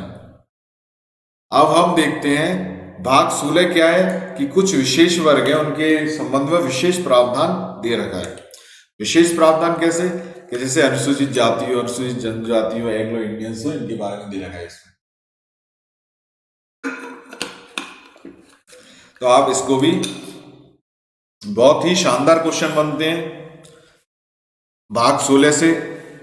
क्या सीटों का आरक्षण किस किस तरीके से दे रखा है, एंग्लो इंडियो समुदाय को कहां पर आरक्षण दे रखा है, कौन नॉमिनेशन करता है, वो जितना भी लोकसभा तथा राज्यसभा विधान परिषद या फिर विधानसभा में जो आरक्षण का जो प्रावधान है SC ST और एंग्लो इंडियंस का, वो इसी आर्टिकल के थ्रू है। और पिछड़े वर्गों का भी जो भी होता है वो इसी आर्टिकल्स में भाग 16 के अंदर है, तो इसको आप ध्यान रखना। ये 330 से स्टार्ट होते हैं। इसमें क्या है, भाग अनुच्छेद 330 के अंदर क्या है कि SC अनुसूचित जाति, ST अनुसूचित जनजाति के लिए सीटों का आरक्षण दे रखा है। 331 में क्या है, लोकसभा में एंग्लो इंडियन समुदाय का प्रतिनिधित्व 2 होते हैं। एंग्लो इंडियन की नियुक्ति कौन करता है, राष्ट्रपति करता है। तो वो आर्टिकल कौन सा आधार है, 331 है, ठीक है ना।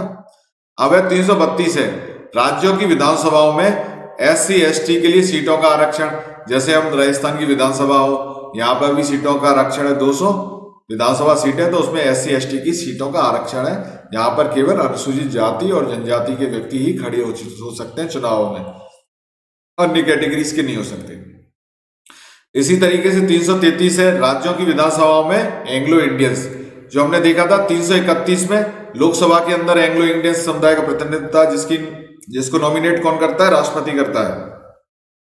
लेकिन राज्यों की विधानसभा में कौन करेगा एंग्लो इंडियंस को नॉमिनेट, वो करेगा राज्य का राज्यपाल। इसको आप ध्यान रखना। तो ये 3 आर्टिकल है, 330, 331, 332, 33, इनको सीरीज के अंदर याद करना कि ये किससे रिलेटेड है, ये SC ST के आरक्षण और एंग्लो इंडियन से रिलेटेड है, ठीक है।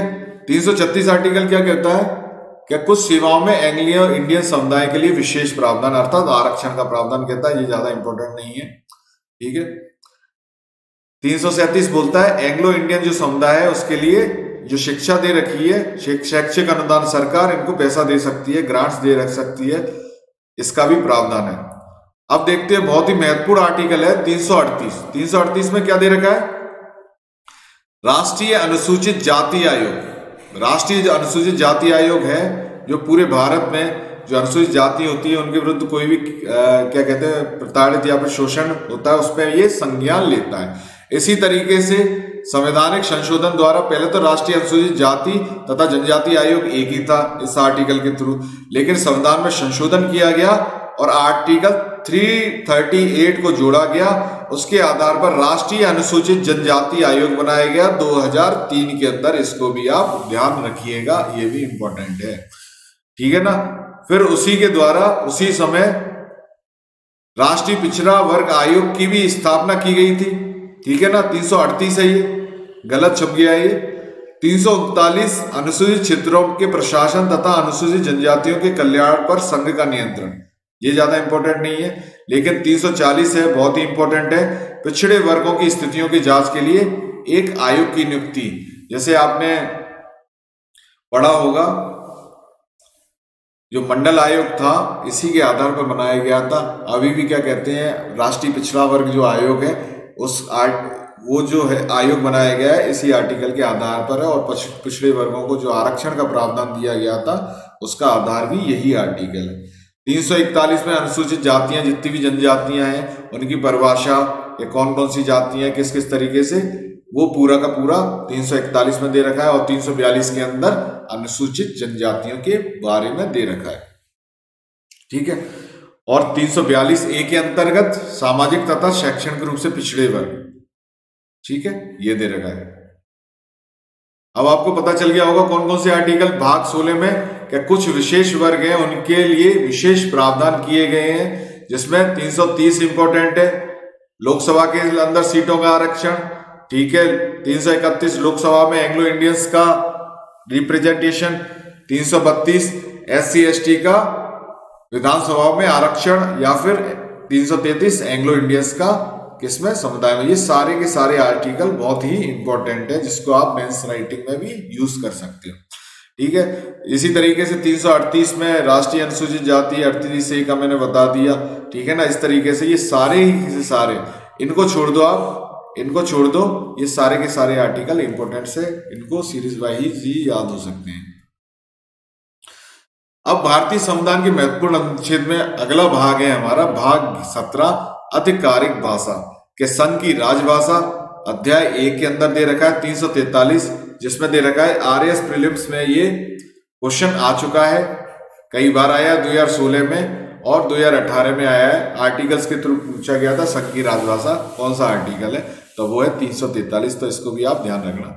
344 में संसद की संपत्ति है, आयोग और आधिकारिक भाषा, ये इंपॉर्टेंट नहीं है, इसको आप याद रखिएगा। ठीक है, हिंदी भाषा वाला जो आर्टिकल है उसको भी ध्यान रखिएगा। तो भाग 17 की हमने बात की आधिकारिक भाषा की, और भाग 17 में ही अगली की बात करेंगे क्षेत्रीय भाषा। तो आर्टिकल 345 क्या कहता है, राज्य की आधिकारिक भाषाएं या भाषाएं। 340 क्या बोलता है कि एक राज्य दूसरे के बीच या एक राज्य संघ के बीच में संचार के लिए आधिकारिक भाषा, तो वो इंग्लिश भी हो सकती है ना, इंग्लिश ही वैली है। और 347 क्या कहता है, किसी राज्य की जनसंख्या के वर्ग द्वारा बोली जाने वाली भाषा से संबंधित विशेष प्रावधान। तो ये आर्टिकलों से ऑलरेडी क्वेश्चन पूछे जा चुके हैं, तो इनको आप क्षेत्रीय भाषाओं और एक हिंदी भाषा का आर्टिकल और 343 को अच्छे तरीके से याद रखिएगा जो आरएएस की तैयारी कर रहे हैं। अब हम देखते हैं आधिकारिक भाषा में ही अगला जो चैप्टर है, अध्याय अगला है, जिसमें अध्याय 3 है, जिसमें सर्वोच्च न्यायालय की भाषा कौन सी होगी, उच्च न्यायालयों की भाषा कौन सी होगी, आदि भाषा। तो अनुच्छेद 348 में दे रखा है कि सर्वोच्च न्यायालय में कौन सी भाषा का यूज किया जाएगा, और हाई कोर्ट्स के अंदर जो अधिनियम आएंगे, विधेयक आएंगे, वो किस भाषा के अंदर यूज किए जाएंगे। तो मेनली जो भाषा है वो अंग्रेजी के अंदर ही आती है। अनुच्छेद 349 क्या कहता है कि भाषा से संबंधित कुछ कानूनों को लागू करने की विशेष प्रक्रिया। 348 को ध्यान रखना, और 349 को भाषा से संबंधित कुछ कानून है उनको लागू करने की विशेष प्रक्रिया, ये भी इंपॉर्टेंट है। अब देखते हैं ये जितने भी आर्टिकल्स हैं ये ऑलरेडी आरएएस में आ चुके हैं और विभिन्न एग्जामों में पूछे चुके हैं राजस्थान के अंदर। अध्याय 4 क्या बोलता है, विशेष निर्देश बोलता है कि अध्याय 4 में 350 से क्या बोलता है कि मातृभाषा में ही शिक्षा दी जाएगी, और वो भी प्राथमिक स्तर पर। प्राथमिक स्तर 1 से 5 या 1 से 6 जो बच्चे पढ़ाए जाते हैं उसमें मातृभाषा में शिक्षा दी जाएगी, जिससे उनकी नींव मजबूत हो सके। तो 350 से इसके बारे में प्रावधान करता है आधिकारिक भाषा। ठीक है, 350 में भाषाई अल्पसंख्यक। भाषाई अल्पसंख्यक जैसे हमने आर्टिकल देखा था मूल अधिकार 29 और 30 में, उसमें भाषाई अल्पसंख्यक जो थे उन्हें अपनी जो भाषा को संरक्षित करने का अधिकार दिया गया था। लेकिन 350 में क्या दे रखा है कि एक विशेष अधिकारी की नियुक्ति की जाएगी जो भी भाषाई अल्पसंख्यक है उनके लिए ये कार्य करेगा। ठीक है, 351 ये बहुत ही इंपॉर्टेंट आर्टिकल है, हिंदी भाषा के विकास के लिए निर्देश इसमें दे रखे हैं, तो आप इसको याद रखिएगा। ठीक है, अब हम अगले भाग की तरफ चलते हैं। वो भाग है आपातकालीन प्रावधान अर्थात इमरजेंसी।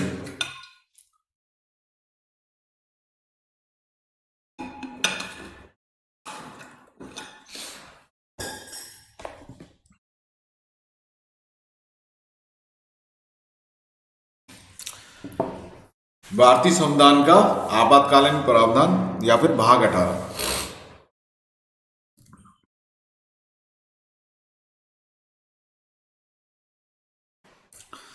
देखते हैं अब हम इसको।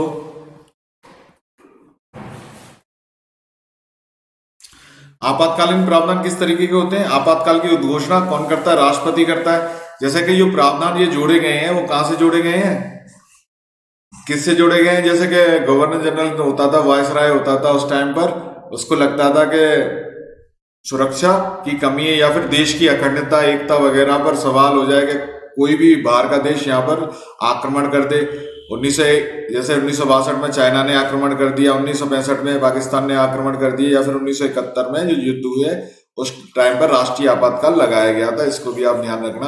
तो राष्ट्रपति आपातकाल की उद्घोषणा किसके आधार पर करता है, आर्टिकल 352 है। और 353 क्या कहता है, बहुत ही इंपॉर्टेंट आर्टिकल है, याद रखना है। 352, 356 और 360 को। 352 राष्ट्रपति के द्वारा आपातकाल की घोषणा होगी, 353 उसका प्रभाव हो गया, और 356 क्या है, जो राज्यों में संवैधानिक मशीनरी की विफलता के प्रावधान, या फिर राज्यों में राष्ट्रपति शासन भी बोल सकते हैं इसको प्रचलित भाषा के अंदर। तो 356 क्या है, राज्यों में राष्ट्रपति शासन या फिर संवैधानिक मशीनरी की विफलता। जो यहाँ पर जो शब्द यूज किया है उसको भी ध्यान रखना, राष्ट्रपति शासन यूज नहीं किया गया है, संवैधानिक मशीनरी की विफलता यूज किया गया है। ठीक है। 357 क्या कहता है कि अनुच्छेद 356 के तहत जारी उद्घोषणा के तहत विधायी शक्तियों का प्रयोग कौन कर सकती है? संसद कर सकती है। कि राज्यपाल काल का या फिर विधानसभा को निलंबित या सस्पेंड या भंग कर सकती है, या फिर उसकी शक्तियों का यूज कर सकती है, उसको निर्देश दे सकती है। ठीक है। 358 भी ध्यान रखना और 359 भी ध्यान रखना। 358 में क्या है कि जैसे ही राष्ट्रीय आपातकाल लगेगा तो क्या सस्पेंड हो जाएगा ऑटोमेटिकली। जो आर्टिकल 19 है स्वतंत्रता के अधिकार है जिसमें 6 प्रावधान दे रखे हैं वो ऑटोमेटिकली सस्पेंड हो जाएंगे, यानी निलंबित हो जाएंगे। कोई भी व्यक्ति उस क्षेत्र में विचरण नहीं कर सकता, व्यवसाय नहीं कर सकता जहां पर राष्ट्रीय आपातकाल घोषित हो रखा है।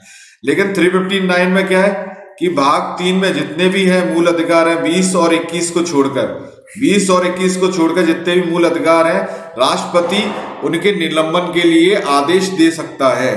ये 359 के अंदर दे रखा है। और जो अगला आपातकाल है वो वित्तीय आपातकाल है। ठीक है ना, ये है वित्तीय आपातकाल है। अगला आपातकाल क्या है? वित्तीय आपातकाल है।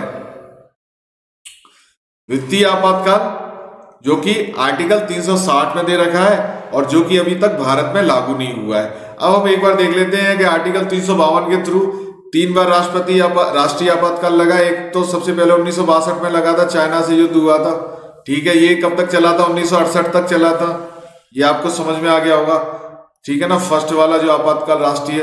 सेकंड आपातकाल लगा था इंदिरा गांधी सरकार ने लगा दिया था, 1971 में लगाया था। उस टाइम पर क्या हुआ था? बांग्लादेश का निर्माण किया था पाकिस्तान ने, दोनों तरफ से आक्रमण करने की कोशिश की थी, उसको हार का मुंह देखना पड़ा था। तीसरा आपातकाल कब लगा था? 1975 में लगा था। 1975 से 1977 तक रहा था ये। और ये इस आपातकाल का आधार क्या था? आंतरिक गड़बड़ी या फिर आंतरिक अशांति, जो कि सबसे विवादास्पद आपातकाल था। आंतरिक गड़बड़ी के नाम पर या फिर इसके आधार पर इंदिरा गांधी ने आपातकाल लगाया था। और उसी के बाद कौन सी सरकार आई थी? जनता दल की सरकार आई थी और वो 44वां संविधान संशोधन लेके आई थी। तो आंतरिक गड़बड़ी के स्थान पर उसने शब्द जोड़ दिया था सशस्त्र विद्रोह। तो आपको जो कहानी पता ही होगी, एक बार और रिवाइज हो जाएगी। तो ये बहुत ही इंपॉर्टेंट आर्टिकल है इमरजेंसी प्रोविजंस वाले। ठीक है। 360 वित्तीय अभी तक नहीं लगा। 356 राज्यों में राष्ट्रपति शासन यूज नहीं करते लेकिन बोलचाल की भाषा में, लेकिन संवैधानिक मशीनरी की विफलता से रिलेटेड है। और सबसे पहले जो राष्ट्रपति शासन लगा था राज्य में वो कहाँ लगा था? पंजाब के अंदर लगा था। इसको भी फैक्ट को आप ध्यान रखिएगा। तो 352, 356 और 360 को अच्छे तरीके से 358 और 359 के बीच में मैंने अंतर बता ही दिया। अब देखते हैं भाग 19 की बात करते हैं। विविध दे रखा है, अनुच्छेद 361 दे रखा है। इसमें राष्ट्रपति और राज्यपालों को संरक्षण दे रखा है कि इनकी गिरफ्तारी नहीं हो सकती या ना ही इनके ऊपर केस चलाया जा सकता है। तो अनुच्छेद 361 के तहत इनको संरक्षण प्रदान किया गया राष्ट्रपति और राज्यपाल को जब तक ये पद पर है, क्योंकि ये हमारे महत्वपूर्ण संवैधानिक पद है। 361 क्या है? ये क्या है? संसद और राज्य विधानसभाओं की कार्रवाई के प्रकाशन की सुरक्षा। ठीक है ना, ये ज्यादा इंपॉर्टेंट नहीं है। 363 है कि संधियां, समझौता आदि से उत्पन्न विवादों का अदालतों द्वारा हस्तक्षेप करना। या फिर 365 क्या है कि संघ द्वारा दिए गए निर्देशों का पालन करने की विफलता। तो इसमें जो आर्टिकल 361 है वो सबसे ज्यादा इंपॉर्टेंट आर्टिकल है, इसको ही आप ध्यान रखना, इनको मत ध्यान रखना। अब है आर्टिकल भाग 20 है जिसमें दे रखा है संविधान के अंदर संशोधन। किस तरीके से संविधान में हमारी जो संसद है वो संशोधन कर सकती है, उसका जो प्रक्रिया है, जो नियम दे रखा है वो आर्टिकल 368 के अंदर दे रखा है। ठीक है। संसद की शक्ति संविधान, उसके बाद प्रक्रिया में संशोधन की प्रक्रिया आर्टिकल 368। ध्यान रखना किस तरीके से विशेष बहुमत होता है, साधारण बहुमत होता है या फिर बहुमत के द्वारा संसद संविधान में संशोधन कर सकती है। ठीक है, इसके बारे में चर्चा कर चुके हैं। अब है भाग 21 है।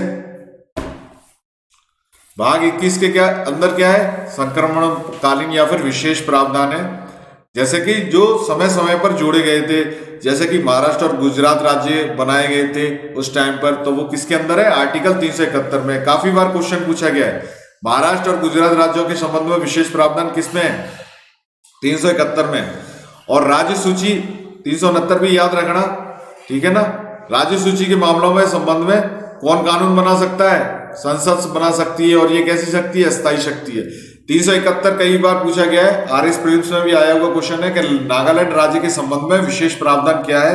तो 371 किससे रिलेटेड है? नागालैंड से रिलेटेड है। 371 बी किससे है? असम राज्य से रिलेटेड है। 371 सी है मणिपुर राज्य के संबंध में विशेष प्रावधान है। इसी तरीके से आंध्र प्रदेश राज्य के संबंध में 371 डी है, ठीक है। अब देख लो आप, मिजोरम को याद रखना, अरुणाचल प्रदेश और गोवा राज्य 371, ये भी आप ध्यान रखना। और अभी अभी हाल में जोड़ा गया था कर्नाटक राज्य के संबंध में विशेष प्रबंध, ठीक है ना, 371 जे, ठीक है। अब ये जो है 377 क्या दे रखा है? नियंत्रक महालेखा परीक्षक के रूप में प्रावधान है। तो इस तरीके से मेन आर्टिकल मैंने इसमें लिखे हुए हैं, तो आप इनको याद कर सकते हो। और ये ज्यादातर क्वेश्चन पूछे जा चुके हैं एग्जाम्स के अंदर, प्रीवियस अंदर, ठीक है ना। अस्थायी संक्रमणकालीन और विशेष प्रावधान जो है भाग 21 के अंदर दे रखे हैं। अगली स्लाइड के पास चलते हैं हम। भाग 22 क्या कहता है? संक्षिप्त शीर्षक है, प्रारंभ में हिंदी में आधिकारिक पाठ और निरसन, 393 लघु शीर्षक, 394 कमीशन, 394 ए, ये इंपॉर्टेंट है, हिंदी भाषा में आधिकारिक पाठ। अब आपको पता चल गया होगा किस तरीके से हमने जो भाग थे सभी भागों को कंप्लीट किया एक एक करके, और आप इसको इसी तरीके से कंप्लीट कीजिए। जितने भी 22 भाग हैं, संविधान सभा का निर्माण हो उससे लेके, और जो संविधान सभा की समितियों ने जो कार्य किए हैं उससे रिलेटेड हमने ये पूरा का पूरा आज चैप्टर कंप्लीट कर दिया एक ही वीडियो के अंदर। पूरा संविधान अर्थात बियर एक्ट को हमने समाप्त कर दिया।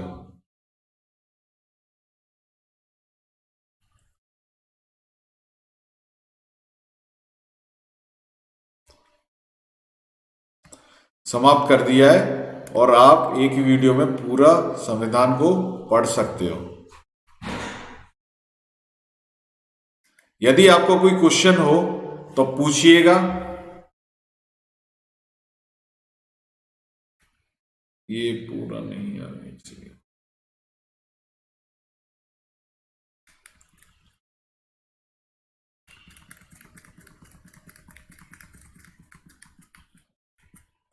यदि आपका कोई क्वेश्चन हो उसको पूछ सकते हो। ये जो वीडियो बनाने का जो मेरा मकसद था इस वजह से था कि संविधान के जितने भी अनुच्छेद है, महत्वपूर्ण अनुच्छेदों को मैं एक ही वीडियो में दे सकूं, जिससे आप एक ही बार में सारे जो अनुच्छेद है, महत्वपूर्ण अनुच्छेद है, उसकी जानकारी ले सकें। तो यदि आपका कोई क्वेश्चन हो तो आप उसको पूछ सकते हो मुझसे। और मेरा प्रोमो कोड है गौरवम, GAURAVM, इसको यूज कर सकते हो और 10% डिस्काउंट पा सकते हो। और जो YouTube अनअकैडमी प्लेटफॉर्म है उसको सब्सक्राइब कीजिए, और साथ में घंटे को बजाइए या बेल आइकन को प्रेस कीजिए, जिससे आपके पास समय समय पर नोटिफिकेशन आ जाए कि कौन सी क्लास किस बजे है, तो आप उसको तैयार कर सको, वीडियो को देख सको। लाइक और शेयर जरूर कर देना। Thank you.